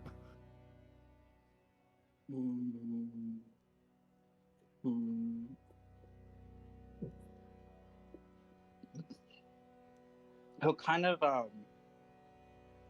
Homer will kind of have a memory shoot into his mind, one that is maybe a little blurry still, but one that he can actually remember nonetheless. He has this vague this vague memory. It was when he was a teenager. He was in a group of other teenagers. They were hiding out in a part of a Midwestern city. And there was somebody in the group who did something bad, really bad. And there was no adults around. They were just on their own. And he remembers that he was the mediator in a conversation between the rest of the group and this other teenager. And he had this, he remembered that this teenager who, like him, had no parents. They had nobody other than themselves.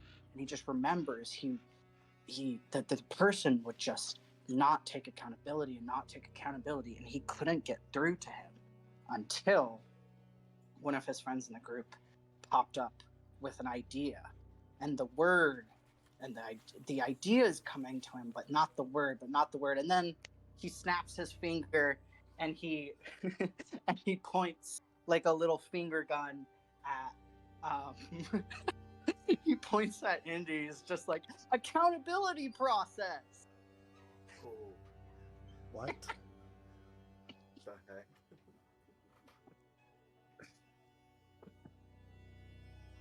heck? He'll kind of realize that he said that out loud, and he'll as he's not a really embarrassed man, but it seems like there's just the biggest hint of embarrassment as he clears his throat, and he's like, sorry, and he knocks on the side of his head.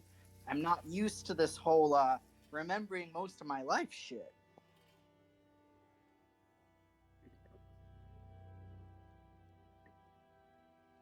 And he just kind of gives you a mix of concern and confusion, still tinged with a slight bit of annoyance. Not really at you, but just from the discussion, the topic.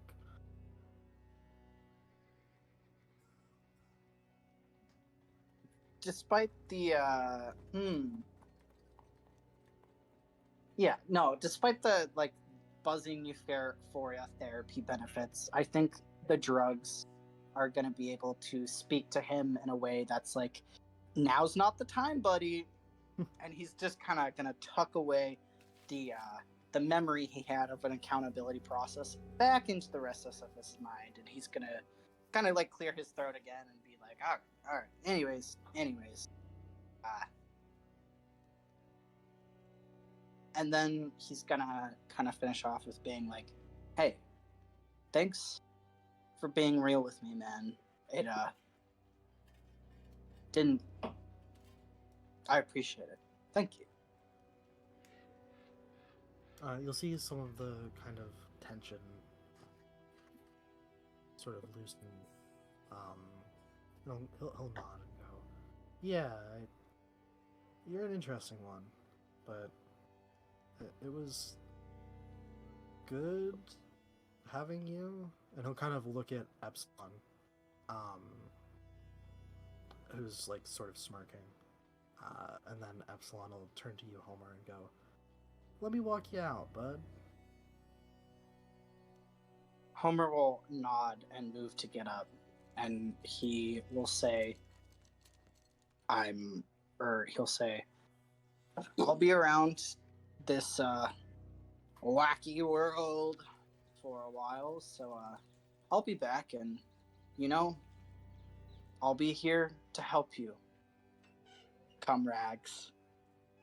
He gives an evil smile.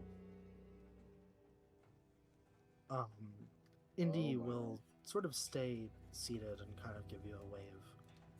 And Epsilon will walk you out to a back door. And then once you two are sort of on your own, he'll turn to you and go, "It's pretty valuable having an organic like yourself on our side. Someone they can't get to, And he kind of taps the side of his head. "You could be pretty useful. What was your name? Homer? Homer Bum. Homer Don't Bum. forget the bum, because I don't wipe after I shit." He'll slap his knee. Alright. Well, we meet every Saturday night. You should come see us again sometime soon, alright?" He'll nod, and before he walks off, he's like, "Hey, by the way, would you happen to know of any halfway decent sleeping spots around here?"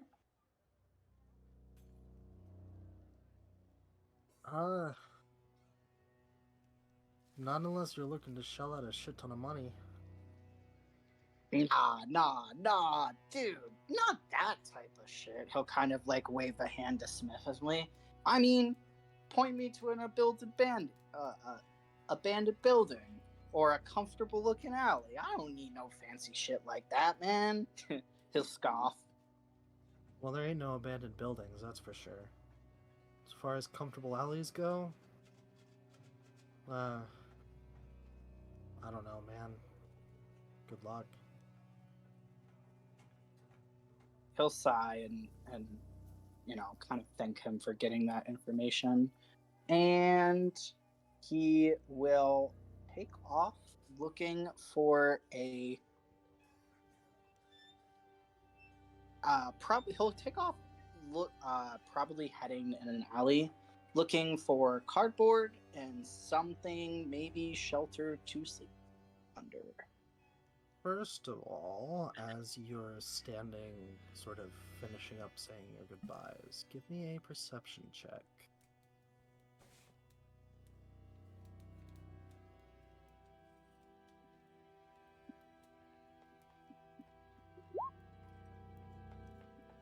You'll notice, sitting on the ground by this sort of back door that Epsilon has let you out of, a small origami paper bird laying on the ground. Ooh, thank God! You remembered! Sorry, I got excited.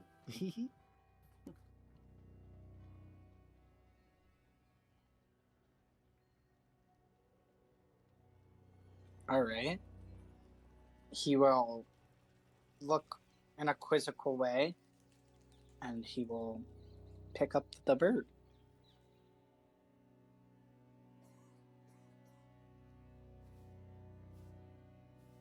And he'll just kind of look at it. There seems to be a message written on it. You'd have to unfold it to read it.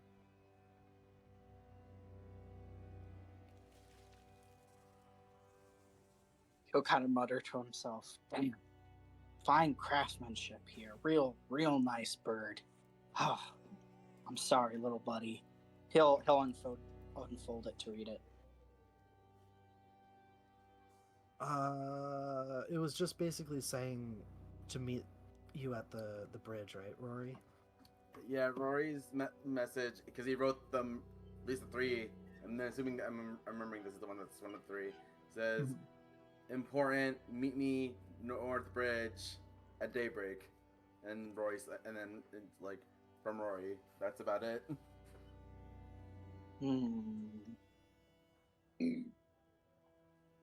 Would Homer know where North is? Give me a survival check. Oh god, I did not count for that. This will not be at advantage. Okay.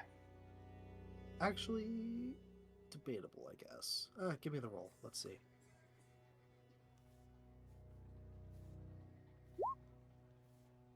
Yeah, you're fine. You do remember what direction north is. You remember when you crossed the river, you headed south and then east a bit. All right. He'll rub his hands together and be like, "Ooh, drama." And he will head north. Yeah. All right.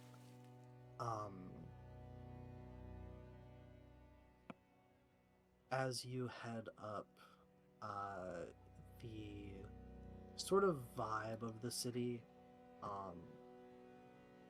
at first it becomes sort of, well, you're going back through the same section as when you first entered through the night market, so kind of dingy, kind of run down, trash in the streets, whatever. After about an hour or so of walking, you can distinctly tell. You don't even need to like roll for it. You would just be able to tell. You're entering the sketchy part of town. The streets are definitely dirtier. You'll see some people sort of sleeping in alleyways, sort of tucked into coves, whatnot. A couple people just kind of seem to be wandering, even though it's like 4 in the morning at this point. Give me a perception check at one point as you're sort of walking. You'll pass an alleyway.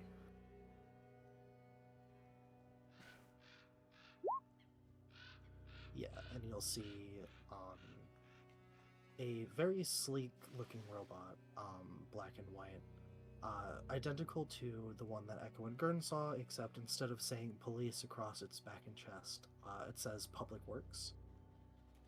And it's carrying a sort of cane-looking stick, kind of like, it looks almost like the canes that people with sight issues use, sort of the narrow, like long kind of stick. And he's standing over someone who is just sort of laying on the ground. And it happens too fast for you to really do anything, but you'll see him, the robot, sort of nudge this body on the ground, which does not react. And then the stick will glow a blue, and it'll touch the stick to the body, and you'll see the body just kind of disintegrate into dust. Oh. And then the robot will just sort of keep walking, sort of like looking like it's patrolling.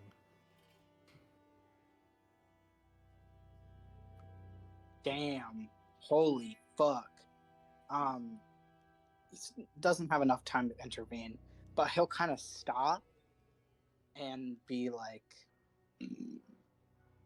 "Holy fucking shit. Those... Damn. Ugh. Ugh." He'll kind of like double over and look a little sick. Oh, fuck. This place is already too far gone. God damn it, getting myself involved in another fucking hopeless movement. He'll kind of like kick his feet on the ground. God fucking damn it. And he'll kind of continue on his way. I think although on his way, he's probably gonna be scoping out some corners and alleys for drug dealing using activities. He's gonna kind of continue his prowl. All right. As you head northwards, you will notice a lot of sort of hostile architecture. A lot of the sort of nooks and crannies that would be good places to hang out have those like fucking spikes and shit. So you can't sit there.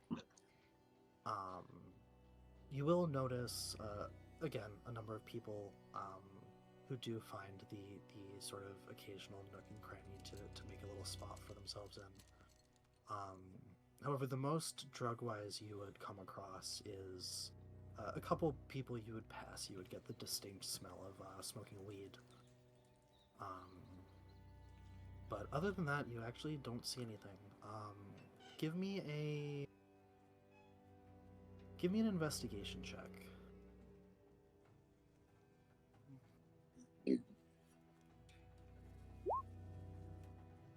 Yeah, you'll notice, despite how kind of like dirty and littered and like kind of sketchy these streets are, you would not be surprised to see, you know, the evidence of sort of drug paraphernalia scattered around. However, you notice among all the litter, there's really nothing to suggest any of that.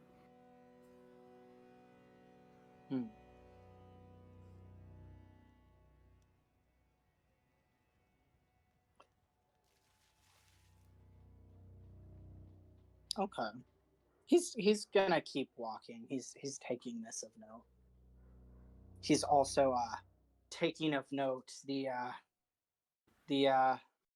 anti-homeless architecture, and he's probably going to be feeling a sort of nostalgic, depressive, I don't know, some like he's gonna be feeling weird seeing this shit. But he's keep on going. So yeah, after a couple of hours of walking, you will come up to, you'll be able to find the North Bridge, or at least what you would assume would be the North Bridge. Oh yeah. There is a guard standing on it. Doesn't really acknowledge you much either way as you sort of approach. Is there anybody there besides the guard? Just him.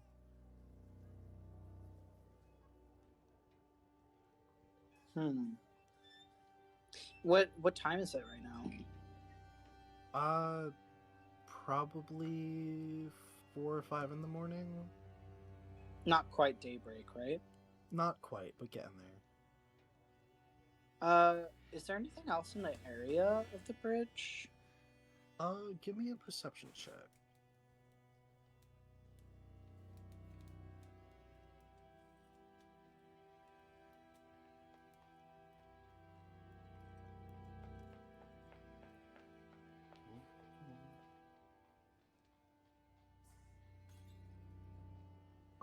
Not necessarily much close to the bridge itself, but you would have noticed,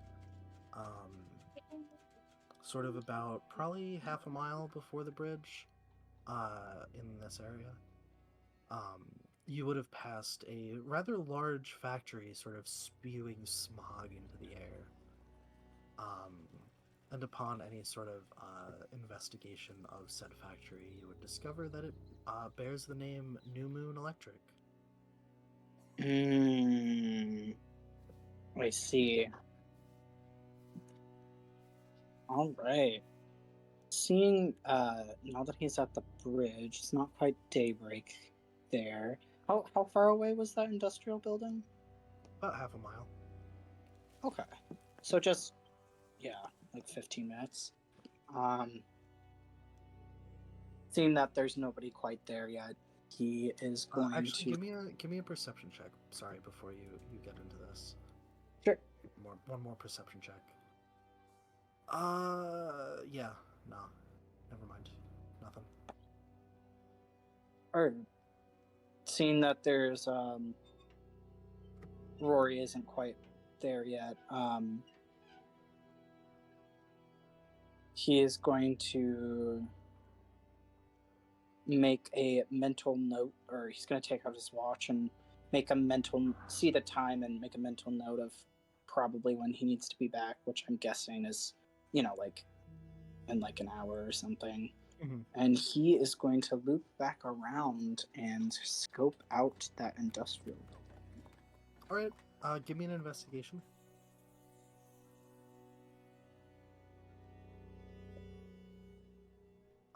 As you approach, you see, it has the name New Moon Electric printed on it. And you will see that the entire perimeter of the factory is fenced off with a rather tall barbed wire fence.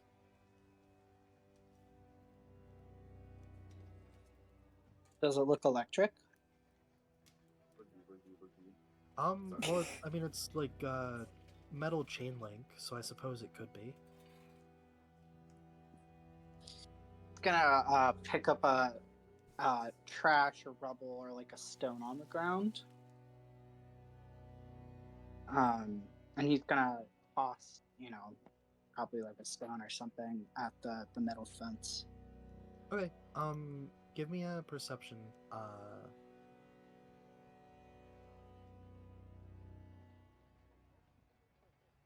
I mean, you hear it hit the fence and fall to the ground.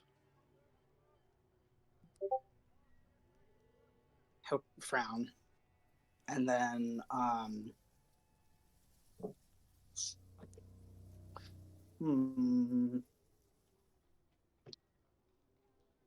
he will.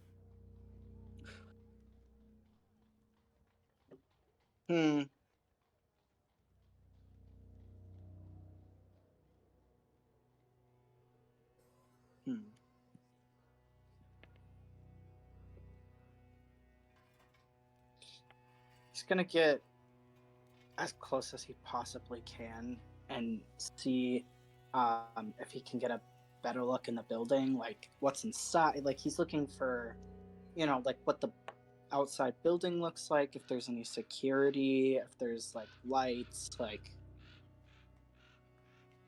trying to take a closer look at the building and security and stuff. Okay. Yes, give me another either investigation or perception. I believe they're the same for you, so it doesn't really matter. But all right. Yeah. As you're sort of leaning as close as you can without actually like touching the fence, you'll see there are a number of security cameras all over the building, pointing in different directions. There are some sort of like floodlights out front of the building, although there aren't really any windows into it, so it's hard to tell if there's anything really going on inside of it at the moment. But you'd probably be able to get the vibe that this is either like sort of some kind of power plant or some factory of some sort. Definitely, as you said, very much like an industrial building.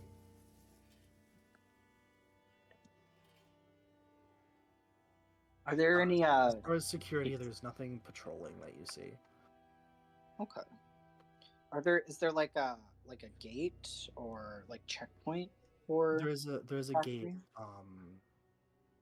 sort of lining up with what looks to be the main entryway, where the floodlights kind of are, but it is fully like closed and sort of part of the fence, and the gate itself also has a barbed wire top to it. You would see there's a small sort of like input panel, like numpad kind of thing, next to the gate that you would assume would be how one would get in.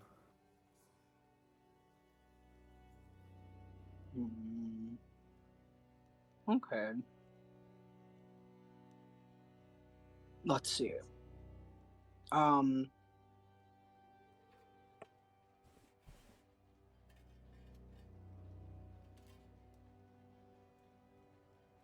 Ooh, let's see.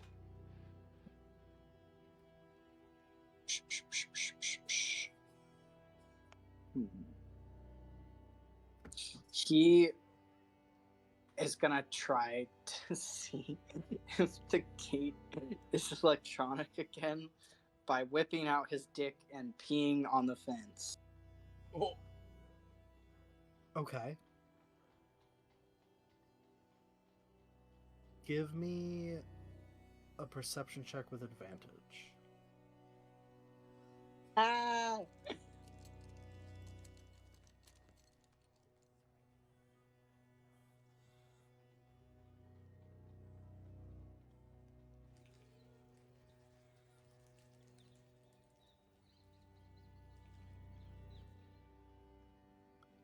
You hear the faintest of crackling noises, as though it may be electrically charged. Aha! He will say audibly, and he'll like nod his head. And digging around in his pockets, he will find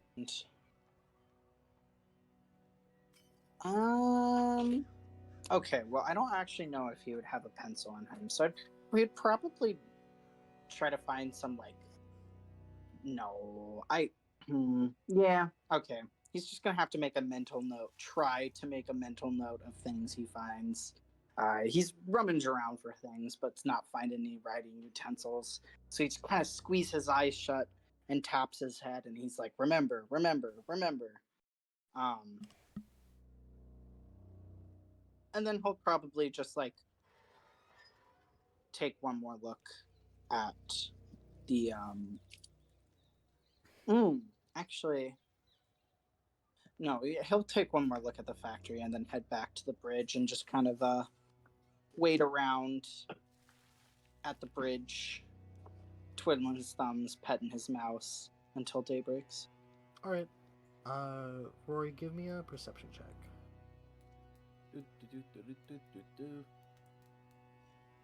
Where is the button? Bruh. Who belching into their mic? Rory, what That is it was for my roll today? Sorry. At some point, Rory, you'd probably notice Homer on the other side of the bridge, sort of off to the side. Oh, Rory kind of sees. Oh, thank God. Okay, he got my message. And he kind of just jauntily jogs over to the bridge. And kind of does awkward waving, like jumping up and waving, trying to get Homer Bum's attention. Hey, Homer Bum! Every in between he's like, this is too early for this. Homer Bum! Does he not? Homer will perk up out of thoughts and kind of like stand up and go close to the bridge, maybe not quite on it. And he'll like kind of give Rory a wave back. Are the drugs wearing off by now, Quo? Funny you should ask that, because boy are they. Give me a constitution save. Well, that's fun.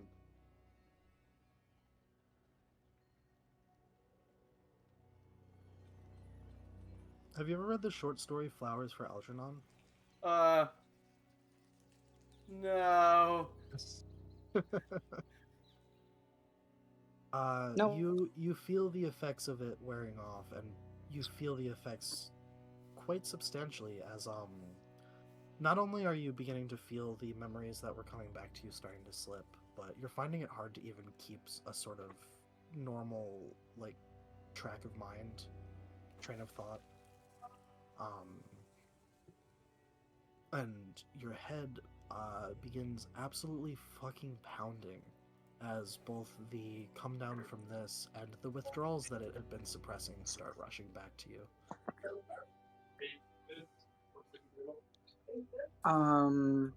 What was that last part?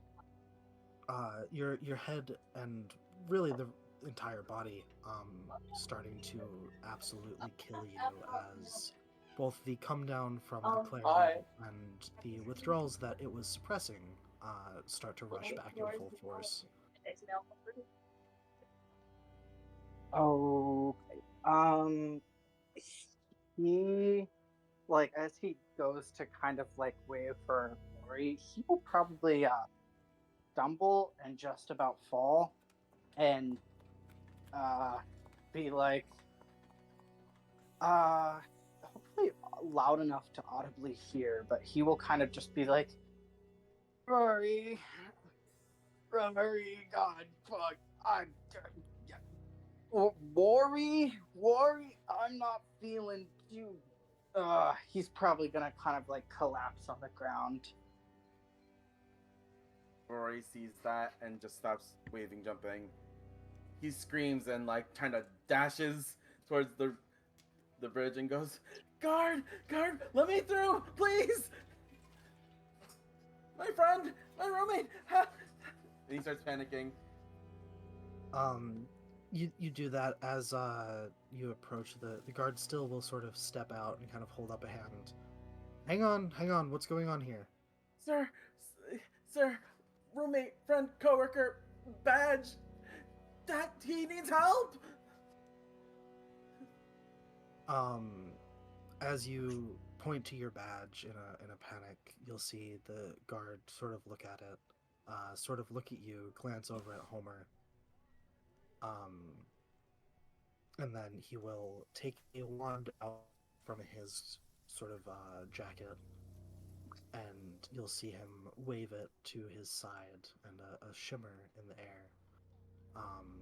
And he will actually both sort of wave you on and actually come with you as you rush over. Rory like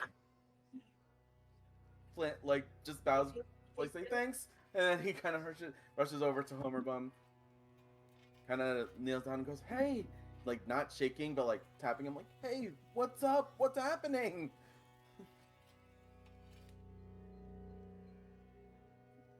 Like hands on, like he's not trying to like touch him fully, but like he's like patting him a little bit. Homer is probably at this point curled up into like fetal position, shaking, and he'll kind of like be squinting at Rory, and be like, "Oh fuck, what? Oh god, autistic kid. Who the fuck? How? Where do I? Who's you?" He'll point at the guard, with a shaky finger, and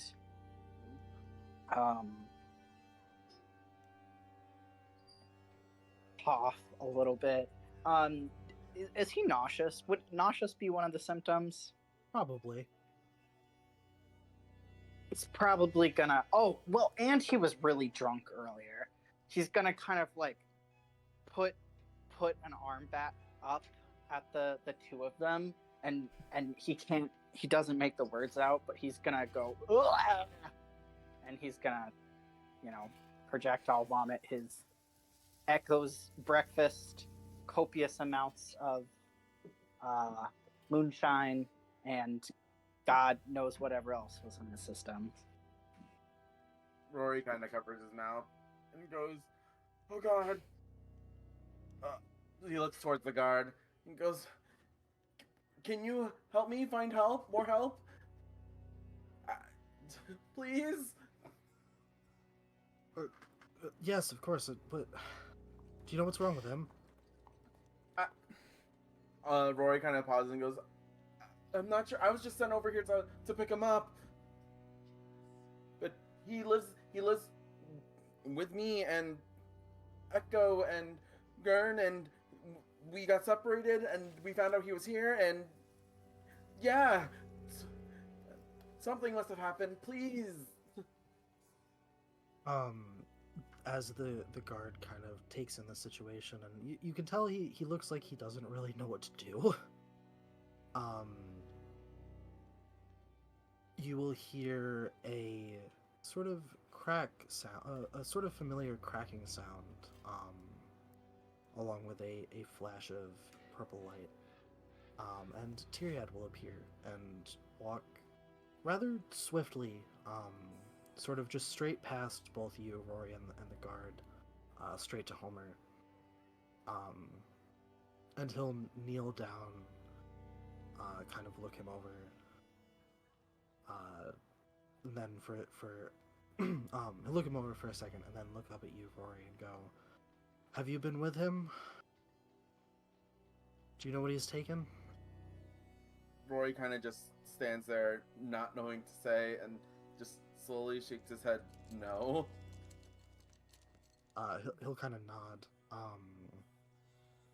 and then sort of very gently taking Homer's head in his hands,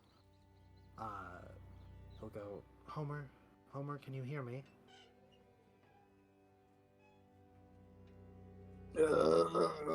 You look familiar.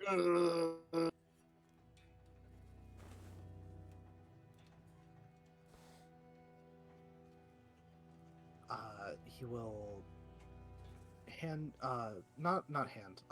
straight up put in your mouth one of the pills, and then taking a flask from his cloak, tell you to swallow it as he sort of pours what you would recognize as coffee into your mouth. He will lap it up greedily.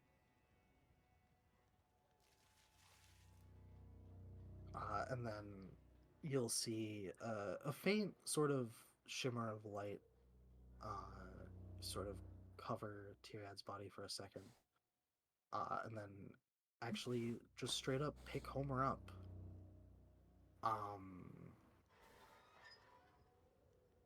And then he'll turn back to Rory. Come on then, let's get the two of you home. And he'll sort of nod to the guard as he starts to walk back across the bridge. Rory kind of just nods quietly and follows.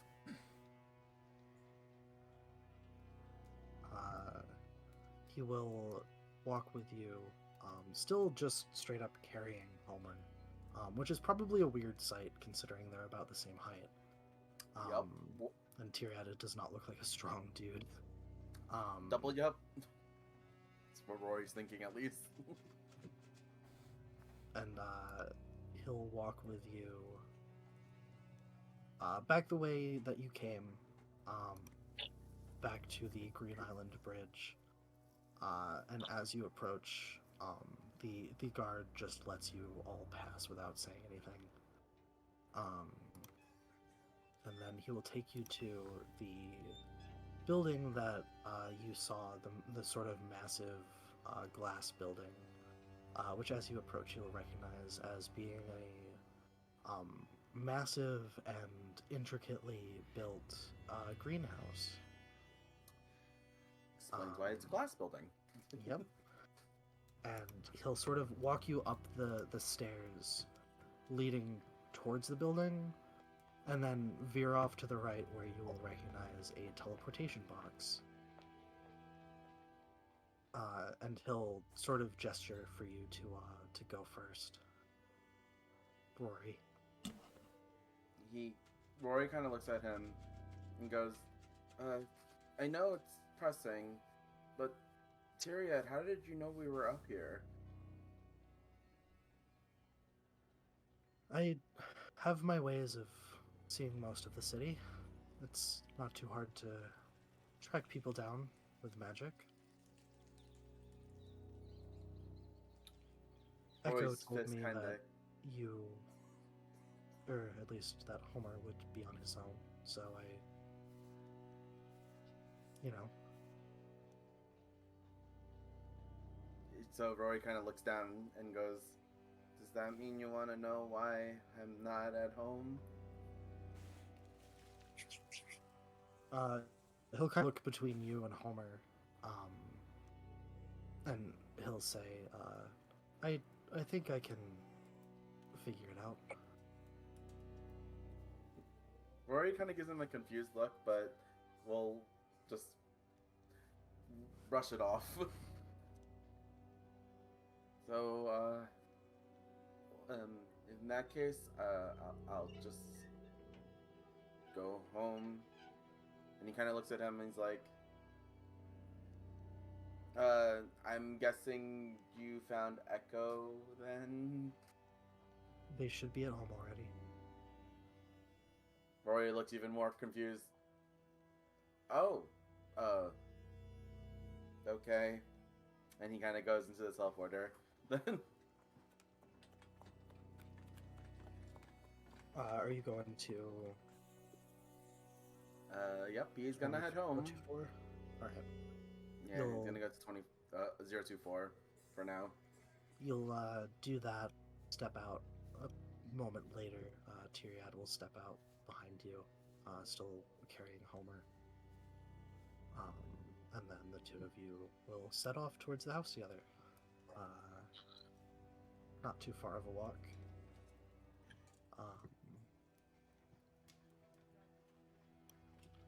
Let's see.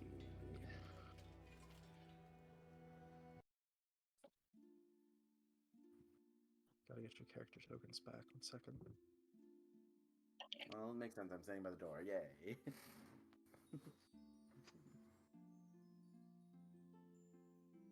Why is that not working? There's Gurn. Oops. There's Echo.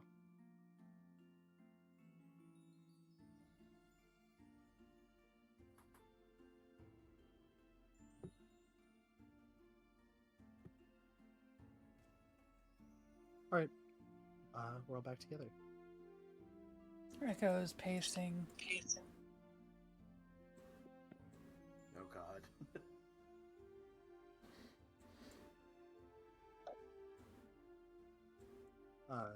Given his hands are full, Tyriad will allow Rory to get the door and knock or whatnot.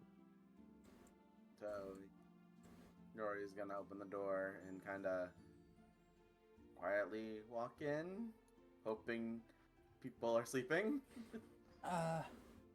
Does she realize they're there? Probably. I would assume you would notice the door opening. Rory! Where have you been? Did you not get my bird? No.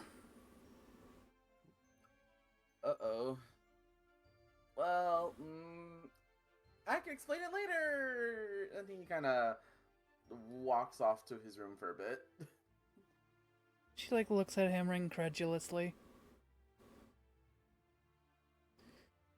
But gives a sigh of relief.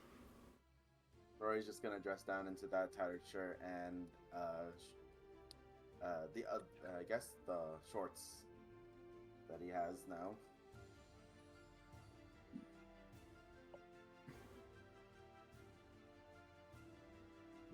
Just kind of sighs and goes like, "You guys you're not ready for what you're gonna see." Tyriad will enter still carrying Homer sort of bridal style. Oh, what happened to him? My guess is he took something he shouldn't have. Oh, great. He'll be alright.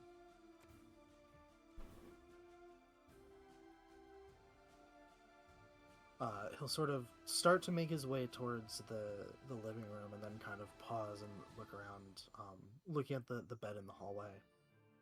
What? Sleeping arrangements? Does he have a room?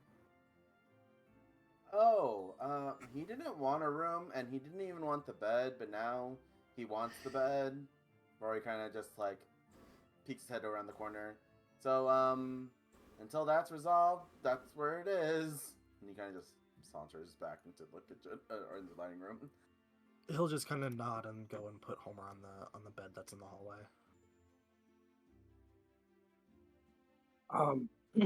Homer might be like, I mean, I'm guessing like he's kind of feeling better from taking the meds, right? Yeah, by the time you got back, it would be kicking in enough that you'd be starting to feel considerably better. Still Okay. not having the full mental processes back, so you're still a little kind of out of it, but Okay, physically you're feeling perfect. better. I'm so glad that's the case because as Tyriad is, putting Homer down in the van in his not great mental state, ooh, oh my god, okay. I want to do this, but it would be even funnier if I had to roll for it. Quill, can I roll for gay? Go for it. Will Homer's internalized homophobia be so gone that he won't be able to help himself say something gay?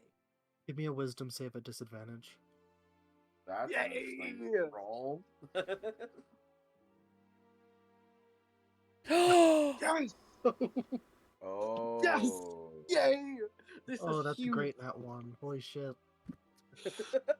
All right. Homer will be Homer Bomb will look up with Tyriad with little puppy eyes, and his words are kind of slurred because I kind of imagined him being in and out of consciousness in Mhm. Tyriad's arms.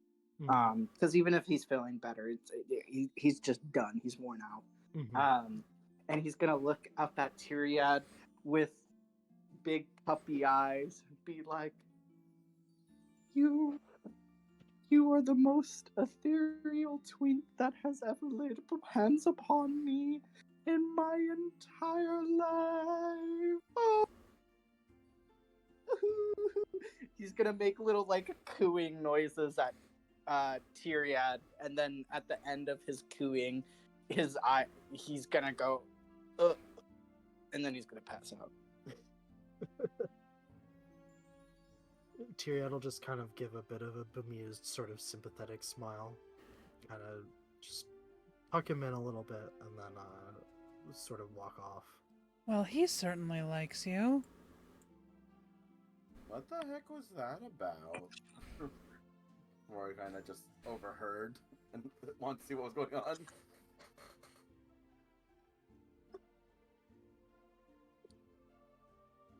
Rory kind of looks at Tyrion's just kind Echo. of shaking his head. Rory kind of looks at Echo and kind of gives the face like, "What happened over there?" So much happened.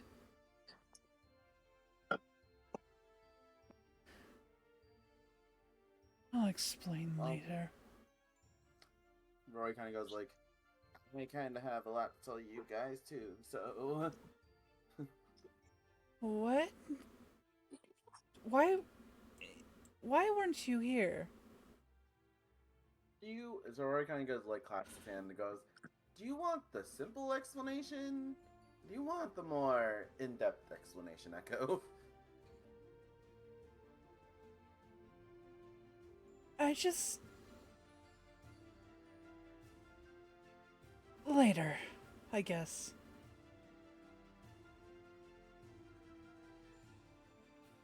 Rory kind of looks at Echo and goes, "I'm guessing you didn't read my note then?" No. I never got your note. What? Rory just looking at her like, "What? No, you didn't get my note?" The one. He kind of the one. feels it around in his pocket and is like, "I definitely gave you a note before you left." Oh, realization will dawn on her face, and she will pull out the note.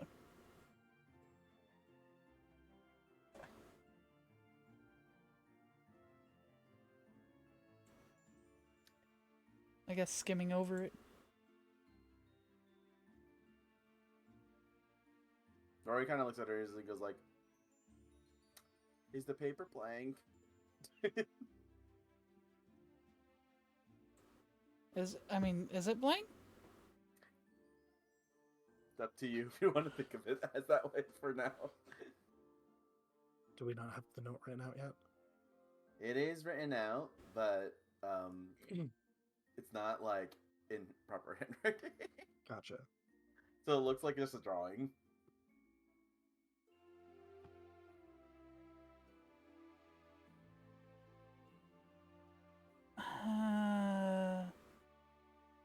What? Rory's like, "Wait, can I see that?" She'll hand it to him.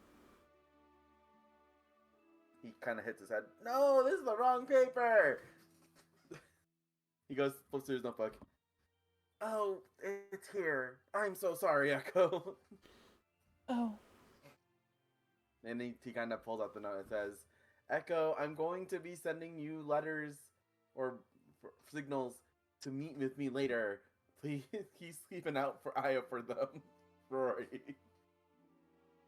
Oh. Welp. Nothing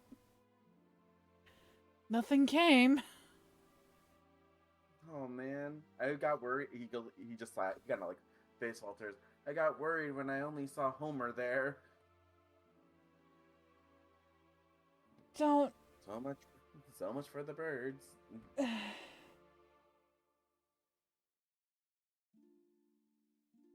Well, all that matters is both of you are safe. Oh. Roy kind of explains. He kind of looks at Tyriad for a second.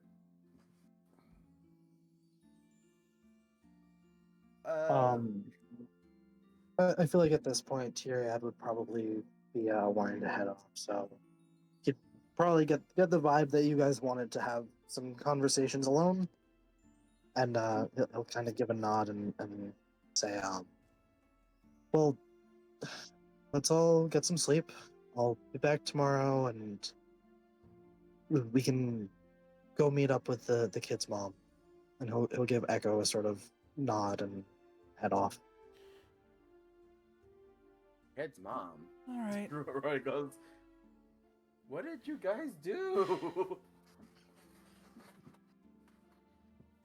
Found a. Well, we happened upon a scene.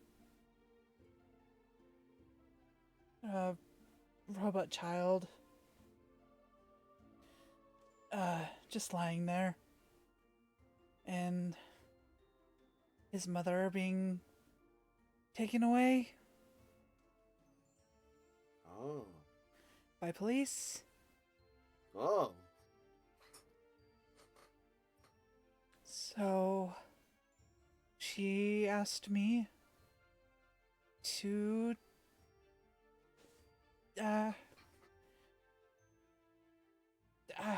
get him before they scrap him? Roy kind of looks at her as like, "Is the robot is it says robot child?" Yes. Robots can have kids? Oh, well, apparently they can fuck. Roy kind of looks at you like, "How do you know?" He doesn't say it out loud, but how do you look like? How do you know that face? Not saying it out loud. He just kind of looks at Echo like,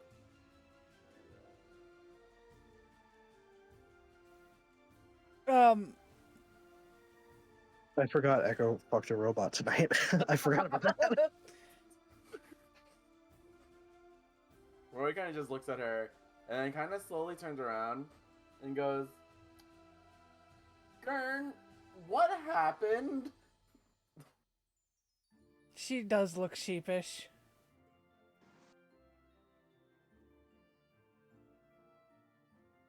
A lot. "Apparently I missed all the fun stuff." Oh, it was very fun.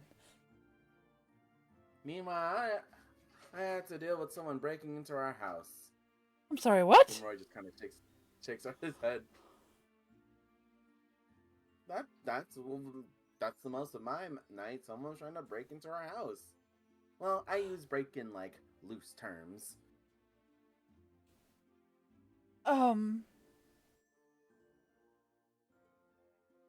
If But we're then he goes, going, on the plus side now, we have an informant.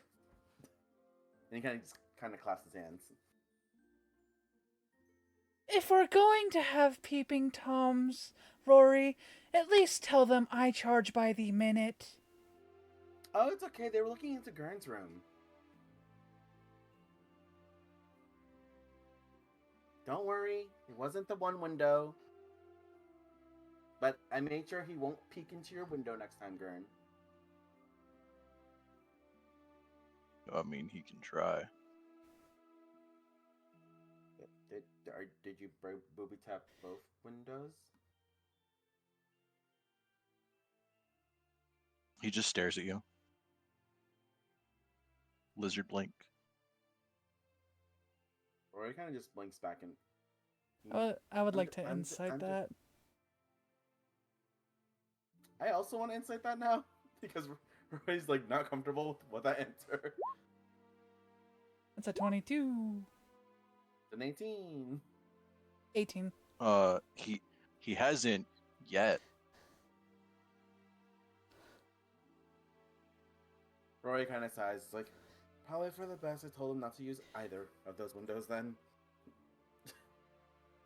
Listen, there's only one person I'd like to see come through my window, and it's not whoever you found, so...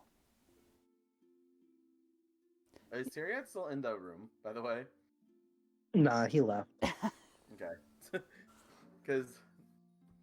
Sorry, I'm not at the computer right now. I'm not updating the map. No, but that's no, he's okay. I gone. just want to make sure because his icon's there. Like, so, Rory kind of just goes. Speaking of which, well, I kind of found a guy who will get us information if we ever needed to. Oh? Well, technically, he works for a radio station, but he knows a lot about this town and gave me a lot of information about the going-ons in this town, and this place, and this world. That's why I wanted to meet you guys in the Northern Bridge. Oh. Well... I guess having friends is a good thing, but... not when they're skulking around our house. Apparently, Rory kind of accounts of all the things he was told. How suspicious it was that we got special jobs when we just arrived. How, like, the previous people he talked to, like, he asked about were, like, it's been, like, hundreds of years before they got, like, assigned a job, or, like, years. How something suspicious is going on in general. And then he's like, yeah. And then, so don't be mad, but, there's, a death cult brewing around. A death cult. And kill people. You see or Gurn kidnap reach for his people. gun.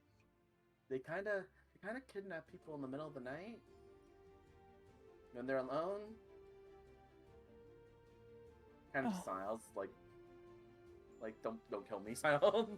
Oh, not again. Oh, and, there's a dragon somewhere. And it's not Gurn.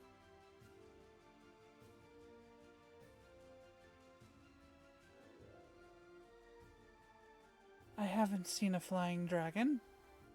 And apparently it looks like a human. Oh, well, is it beautiful or handsome?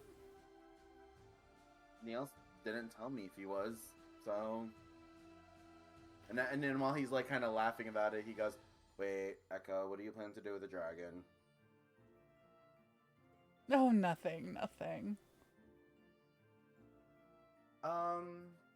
So he also goes about how, there is a weaker barrier to the north by the Northern Bridge in the farm country, Then he also talks about how the guards there kind of keep track of who enters and who leaves the area, but our badges he kind of lets slide a little bit.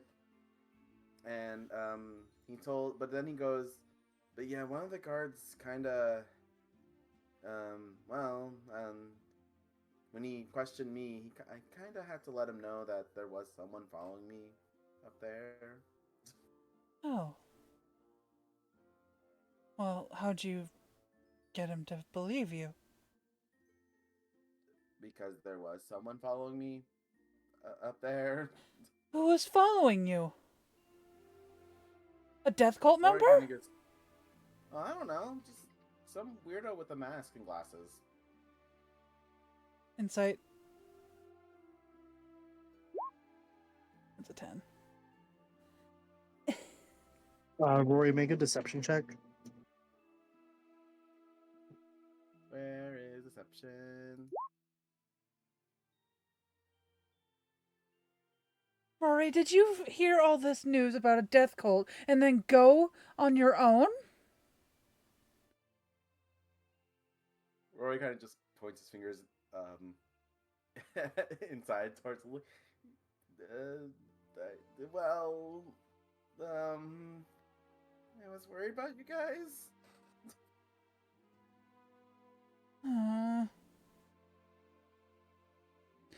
Well, never do that again. Apparently our paperwork is being processed.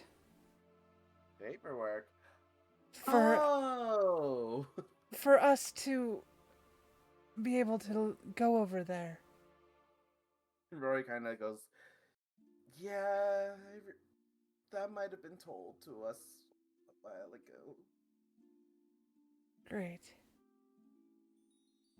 I kind of just, apparently the fact that everyone else knows that about it is something that this is normal. It's also what I wanted to talk to you guys about.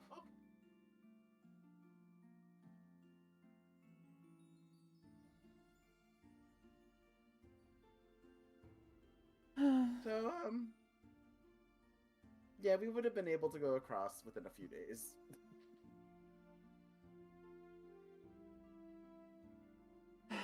Surprise! You know, I don't regret it.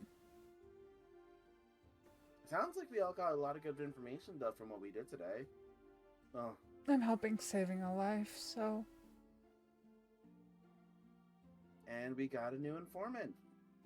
A friend on that knows a lot about going on. What's our informant's name? Neil... And then he kind of just blanks. Neil...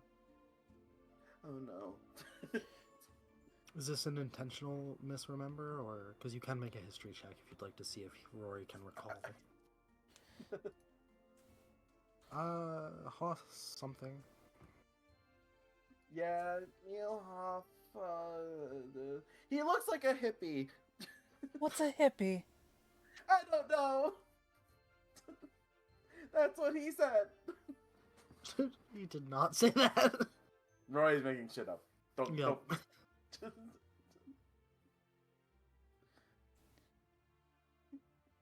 He doesn't want to be caught lying about not remembering the name now. I'm going to be calling this Neil out. So. He has glasses and brown hair. He kind of looks wimpy. So you're saying I could take him in a fight? Oh no, Michael. I think you might like that.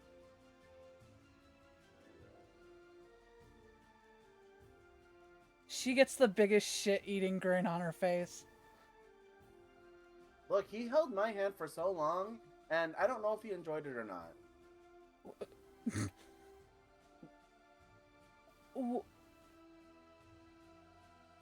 You held hands with the peeping Tom. It was so he wouldn't get away.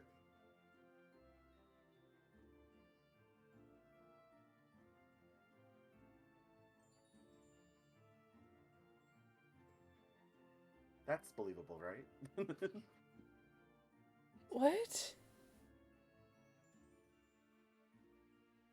Look, I didn't trust the man, but I didn't want him just leaving without giving a reason why he was wandering around our house looking into the windows. So you had a little cuddle. No, I just held his hand. Rory. Where's looks this over. Colt? You would see Gurn checking all of his guns and loading them. Where's what? Where's the call? Where is this Are you Colt? asking about? Rory goes. According to Neil, they're on both sides of the court. So in the lunar court and the solar court. But the thing is, remember how weird it was when we went into that really, really rich place where Winston and Tyrus are?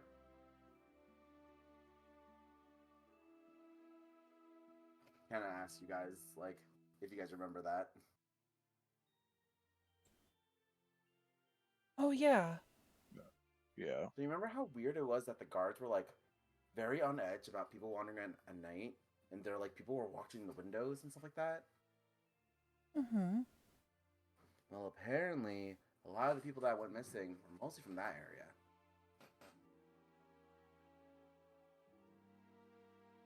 We don't live too far from there.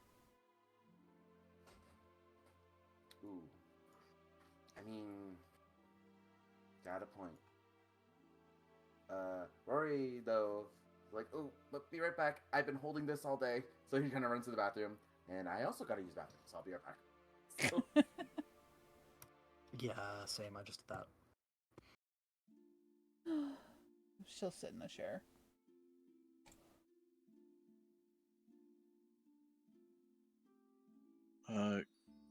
Gurn will be kind of like looking over all of his guns. And then, Echo, I assume your passive perception's pretty high. I think it's a 15. 15, yeah. Yeah, I mean, you'd be close enough. You'd probably overhear Gurn muttering to himself about needing more bullets. Need more bullets for what exactly, Gurn?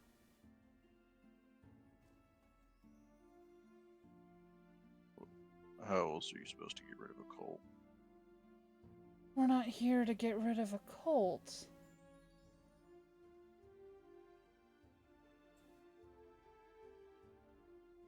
I And mean, you might not be. who's to say that...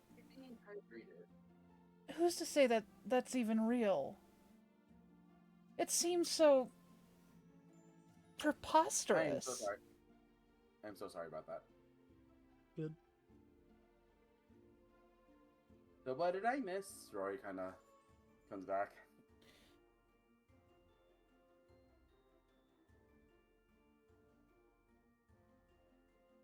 Gurn wants to kill the Colt. Oh, wait, you can't do that. At least not right now. Why not? I'm kind of just assuming that if we go after them now, without knowing how many there are, they'll target us. Something about sacrificing for some eldritch or higher celestial being. Oh no, there was a lot, and I kind of faded in and out of description because I started worrying about you guys.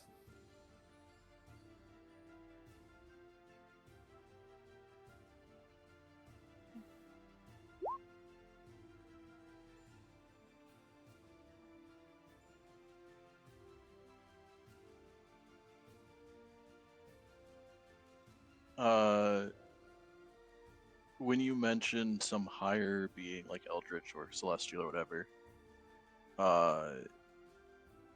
you would see Gurn's eyes go wide. And he like starts hyperventilating.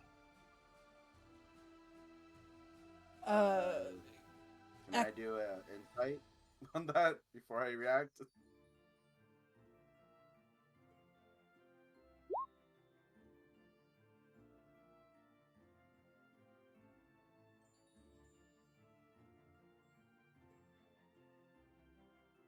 Or I just mean, you'd gonna- see him freaking out. Yeah. Gurn, are you okay?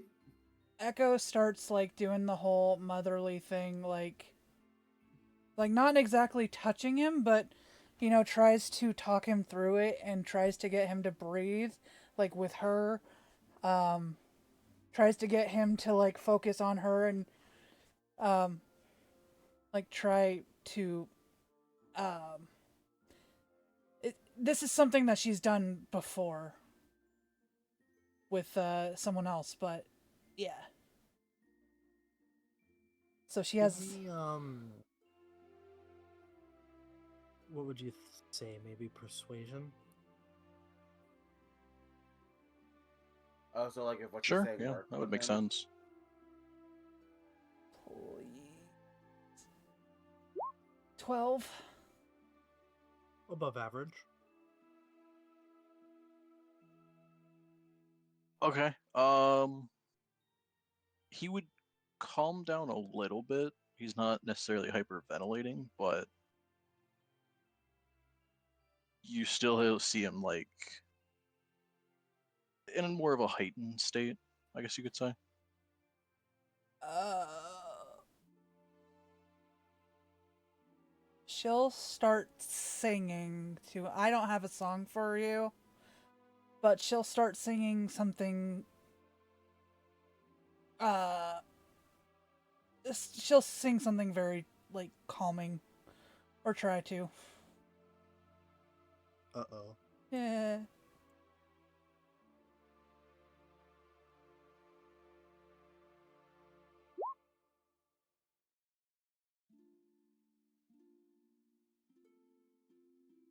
Uh, you would get like a couple notes in, and he'd immediately pull his revolver and point it at you.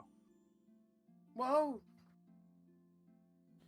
She would Rory jump kind of and looks like. shocked at what's going on. Yeah, she'd just jump and like look shocked.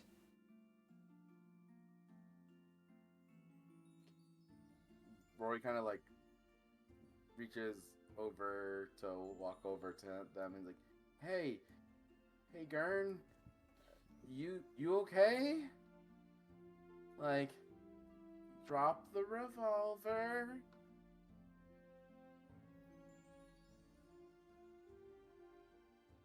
She's just staring at him wide-eyed. Rory, can you try persuasion?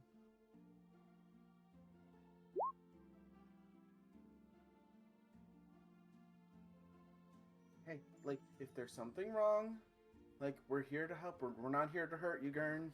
Like, I just want to know what's wrong, but first, we need to know if you're okay. Like, did something happen? Did I say something wrong? Was Echo off key? He kind of just has his hands calming and, like, kind of, like that Chris Pratt raptor thing? That's what we're kind of doing right now. But, Oh like, god, I want to draw that. like, you're in a good place. We're just gonna put your gun away. Please.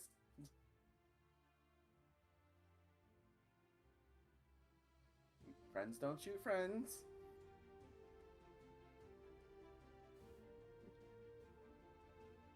Echo's Rory's just kind of like, sorry.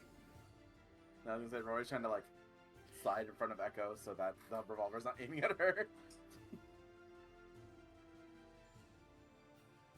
She's almost like in disbelief, like still just staring at him.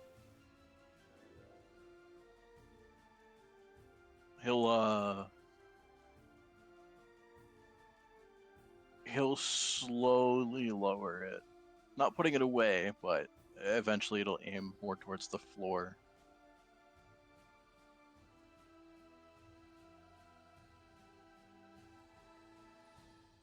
And then he'll just turn and storm into his room.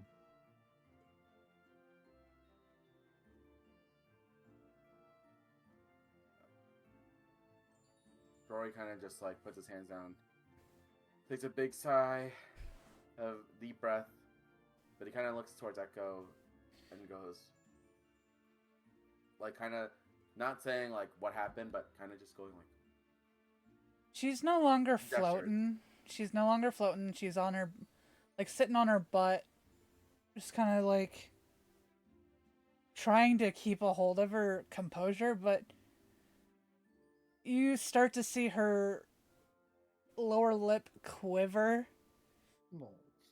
and she'll just turn as a cat and run to her room. Rory kind of puts his hand out as if to like chase after her, but he kind of just stops and goes, "Man,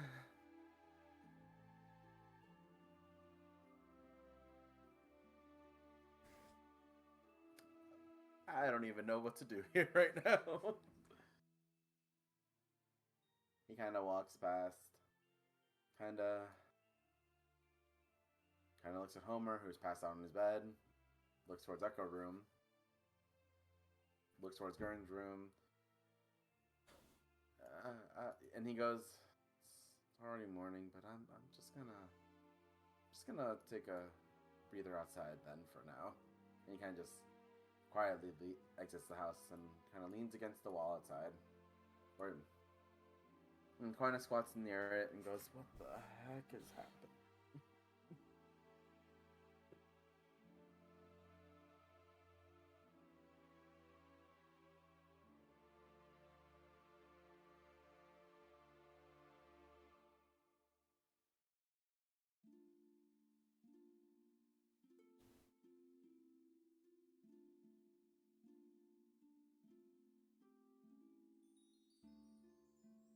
Oh crap, it's Sunday in the game now, isn't it?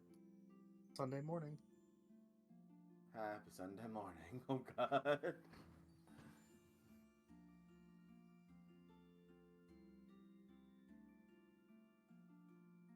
Rory, just as a next gesture, writes in his notebook, "No singing around Gurn."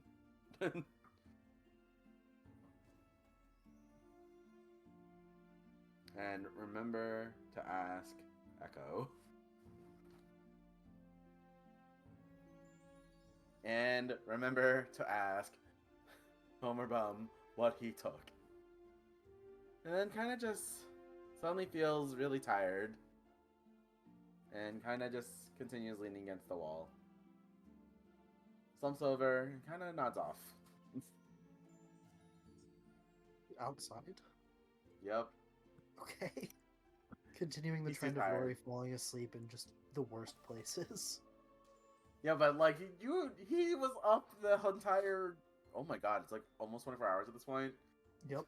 and he ran for like Yeah. 5 of those hours. So, I would be tired too.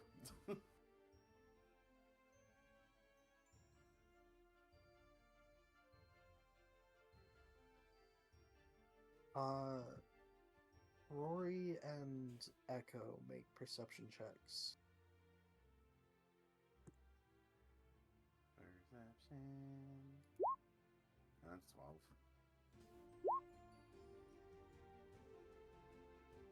12. Being outside, Rory, you probably wouldn't hear it, but Echo, you hear a faint crash coming from Gurn's room. And we will leave it there for tonight. Wait, what? Gurn didn't kill himself, right?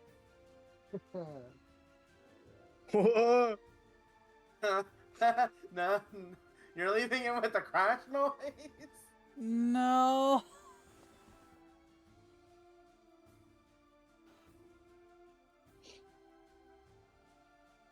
Fuck. Rory, worst time to be outside. Damn it.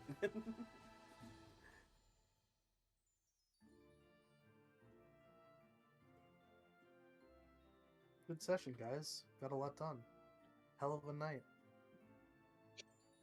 God, it took 3 days for Saturday. Yup. My It has been God. Saturday for like 4 weeks now. Oh my God.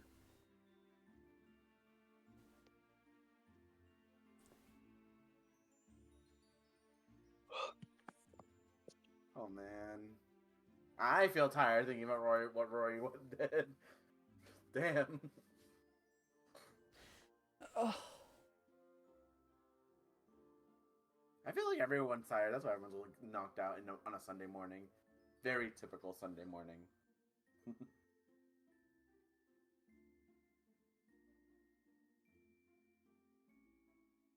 Oh boy.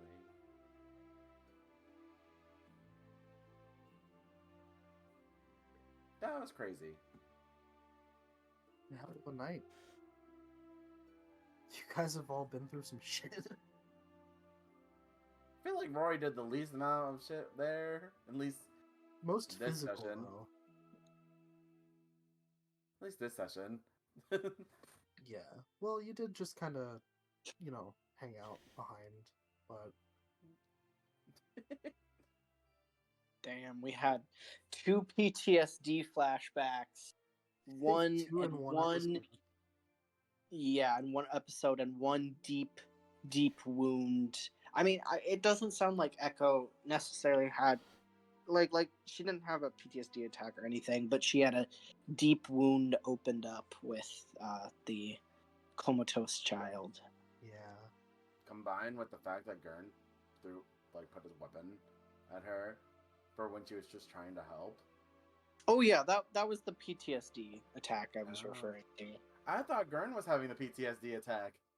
Oh We're yeah, both that's having a what I meant. PTSD attack. Did everyone but Rory have one tonight? I think so. Rory just had physical labor that he exerted on himself because he could have teleported. Just Yep. chose not to.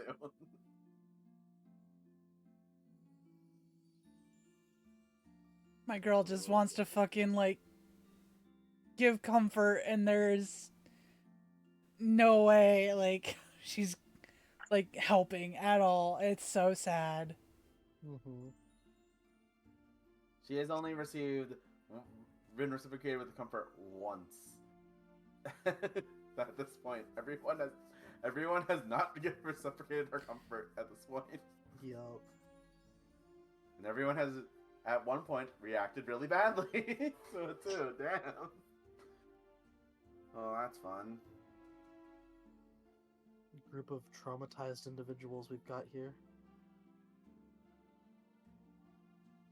Incredibly so, apparently. Especially traumatized men. Like that's a fucking rough one for Echo to deal with. Yeah. My poor girl. My do you heart even goes do- out. Like, how does even one deal with that? Like, She's boy. just a mom. Let her be a mom.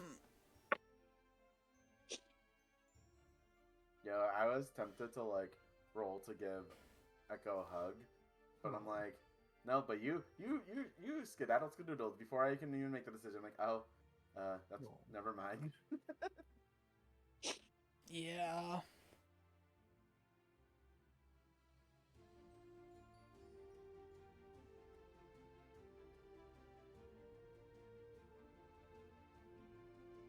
Tune in next week to see what happened to Gert. So the crash did come from his room. Yeah. Only Echo heard it. Yep. Oh no. Why did you. Why?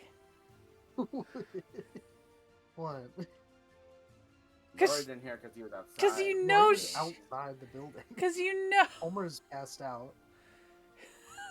Yeah, of course it had to be her. Because you know she's gonna go fucking investigate that. Yep. Maybe she's too traumatized right now. To clarify, it was a crash. Like it wasn't like a It sounded like something being thrown. I see. Rory's also kind of passed out outside too, so that's fun. Why No are wonder you he didn't all hear the crash. He's passed out outside. Yep. If you had gotten above a 15, I would have given it to you, but No, that makes more sense. Dude was so tired. yeah. You know, like when you like had so much adrenaline running, and then like the adrenaline wears off, and then you realize how tired you are, and Mhm. you just get a moment of reprieve. That type of tired. Yeah.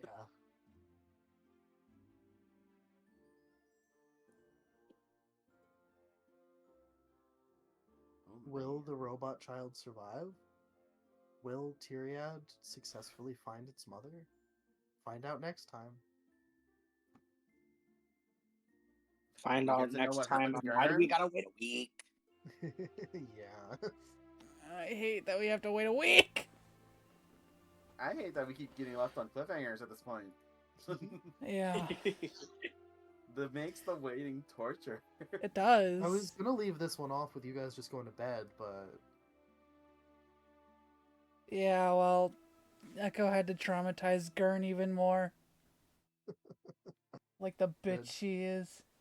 oh, I was kind of hoping you're gonna end it after Roy passed out, and then you said perception. Like, what? Why? Why do you want me to do a perception check? He's passed out. just to see as you were passing out if you would have noticed, I guess. Oh man, no. Roy passed the fuck out outside.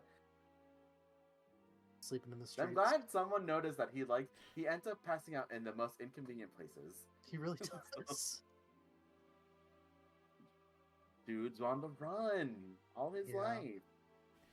You get used to it.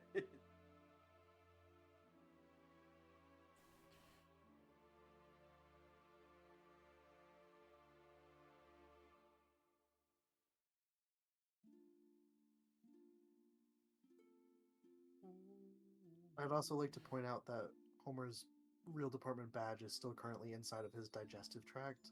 Ah, Oh my god, are we gonna have to Okay, do a but, like, none of- constitution saving throw for when he shits it out? We'll find out. I was gonna say, like, none of us know that. Nope. it wouldn't have come up when he was throwing up earlier. Oh That's more no. concerning that That's a good that would be question. concerning because if it didn't come up during that, that's concerning. Because that means it's stuck. Oh shit. I mean, like, I feel like with. I mean, I don't know. What would you say, You- Quill? I mean, You I imagine threw up it the actually probably would breakfast. have. You threw no, up that's a good breakfast point, in the- though. I don't know. Yeah. No, I imagine it would have, yeah. Because it should have come up, but if it doesn't get mentioned, that would mean it's stuck. No, I would say it did. I guess the question now is, did Tyriad happen grab to it. notice it? Ooh. Yo, he probably teleported away. Oh no, he just picked up. He picked him up and just I mean, princess carried him. I'm guessing. That's With- what I imagined. with how broken he is, like I feel like he would notice it. We'll find out, I guess. I was waiting for Homer to bring up his ex, and I was like, I had Rory ready to respond to that, and it didn't come up. I'm like, damn it. Bring up his what? Bring up his ex. I thought Homer was gonna bring it up to Tyrion at some point. Yeah. Maybe Yeah, have a he love would have. talk. But no, Well- instead you just flirted with the man. I was like, I mean, oh, Homer was kind of too fucked up to really bring up much of anything, to be fair. that is very fair. I'm sure it'll come up eventually. I feel like this music is a little too upbeat I don't know, Like it seems the appropriate for a house fun music? Sunday morning. for a little too upbeat for this house. Seems We're appropriate too- for what Sunday morning is. I don't know, man. Like we got like everybody's traumatized in this house, in one way or Dead another. Dead ass. Here, you want me to play the boss music? Would that be better? Yeah, Boss music, no. because we're all dealing with our own horrors. With our own biblical demons. Every time I hear this music, I think of Kerning City. Cookie, for anyone who knows what Kerning City is.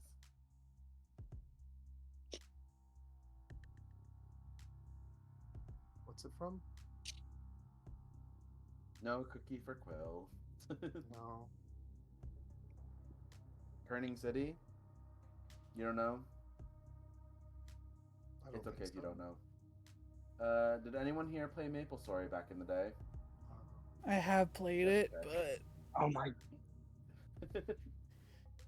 This is like one of the alleyway areas where you could fight like just 4 monsters, and then you go deeper into the sewers.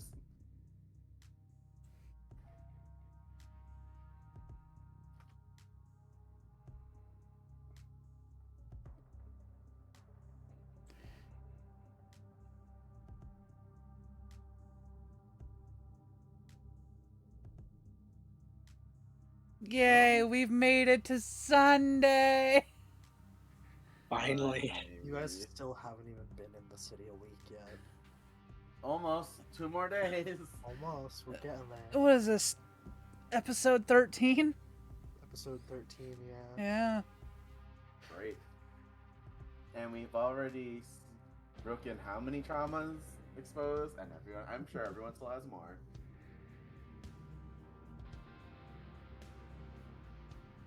I don't think I've uncovered any of her traumas, but I'm really good at keeping it a secret, so. We haven't explored your traumas, but they have shown up in very little ways. Yeah. Yeah. I'm good at that.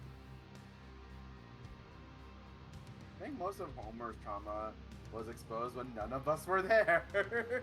Yeah. That's really sad. So none of us got I to did- see that hear of any of those. I didn't think any of Gern's would have been this early. That was kind of the perfect storm, though. I was like, and when I saw him, like, why is he throwing a wisdom save? I wasn't expecting that.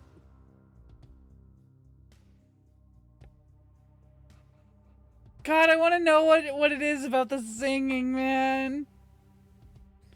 I want to know why Eldritch Horror or a higher celestial being is what made him hyperventilate. I also love that both guards just let Rory just go through. No explanation. But the other one got kind of like roadblocked, very.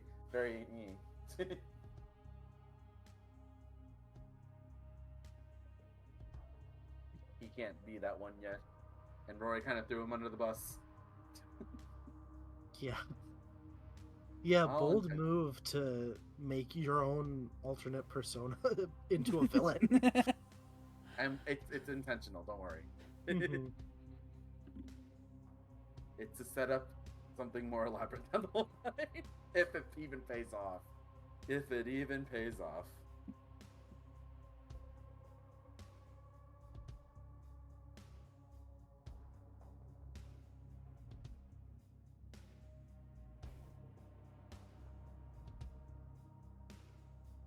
Echo, you added that gold that you got to your inventory, right? Yes. Cool. I was surprised you only charged a gold.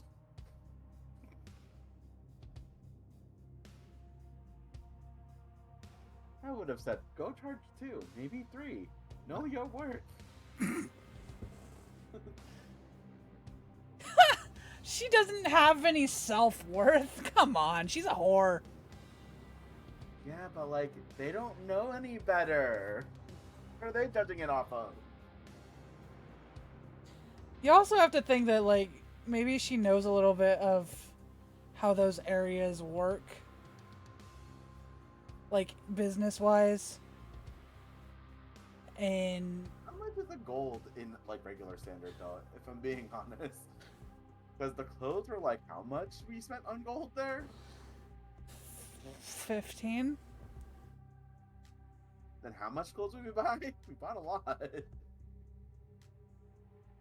You bought yourself dresses, you bought Roy like 2 outfits, you bought some stuff for.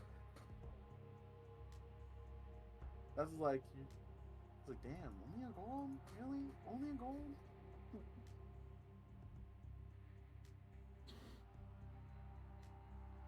I mean, if it's cheap, Maybe she'll have returning customers or more customers.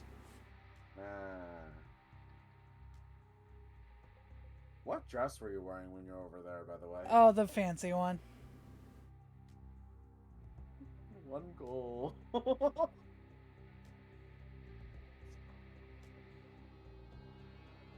To give you guys an idea, price-wise, generally speaking, a very fine bottle of wine would be about 10 gold, whereas a gallon of ale would only be about 2 silver. Yeah, that makes me feel a little bit better of her saying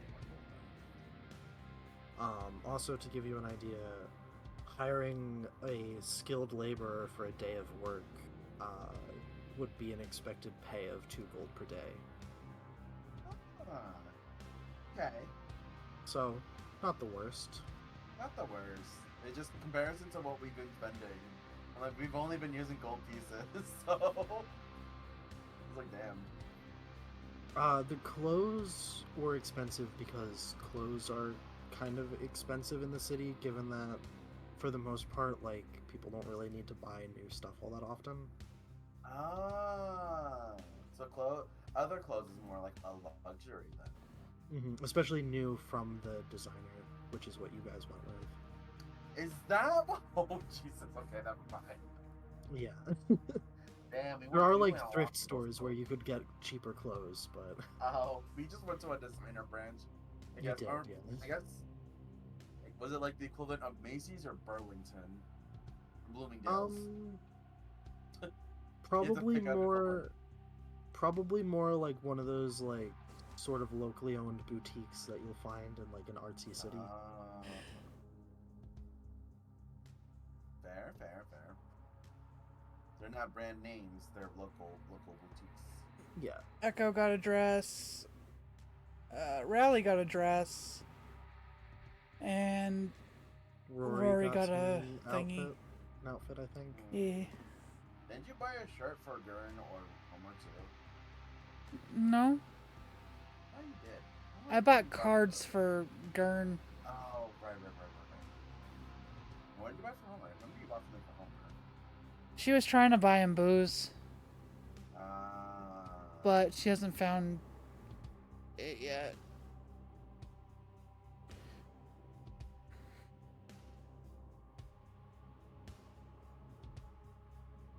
Bad.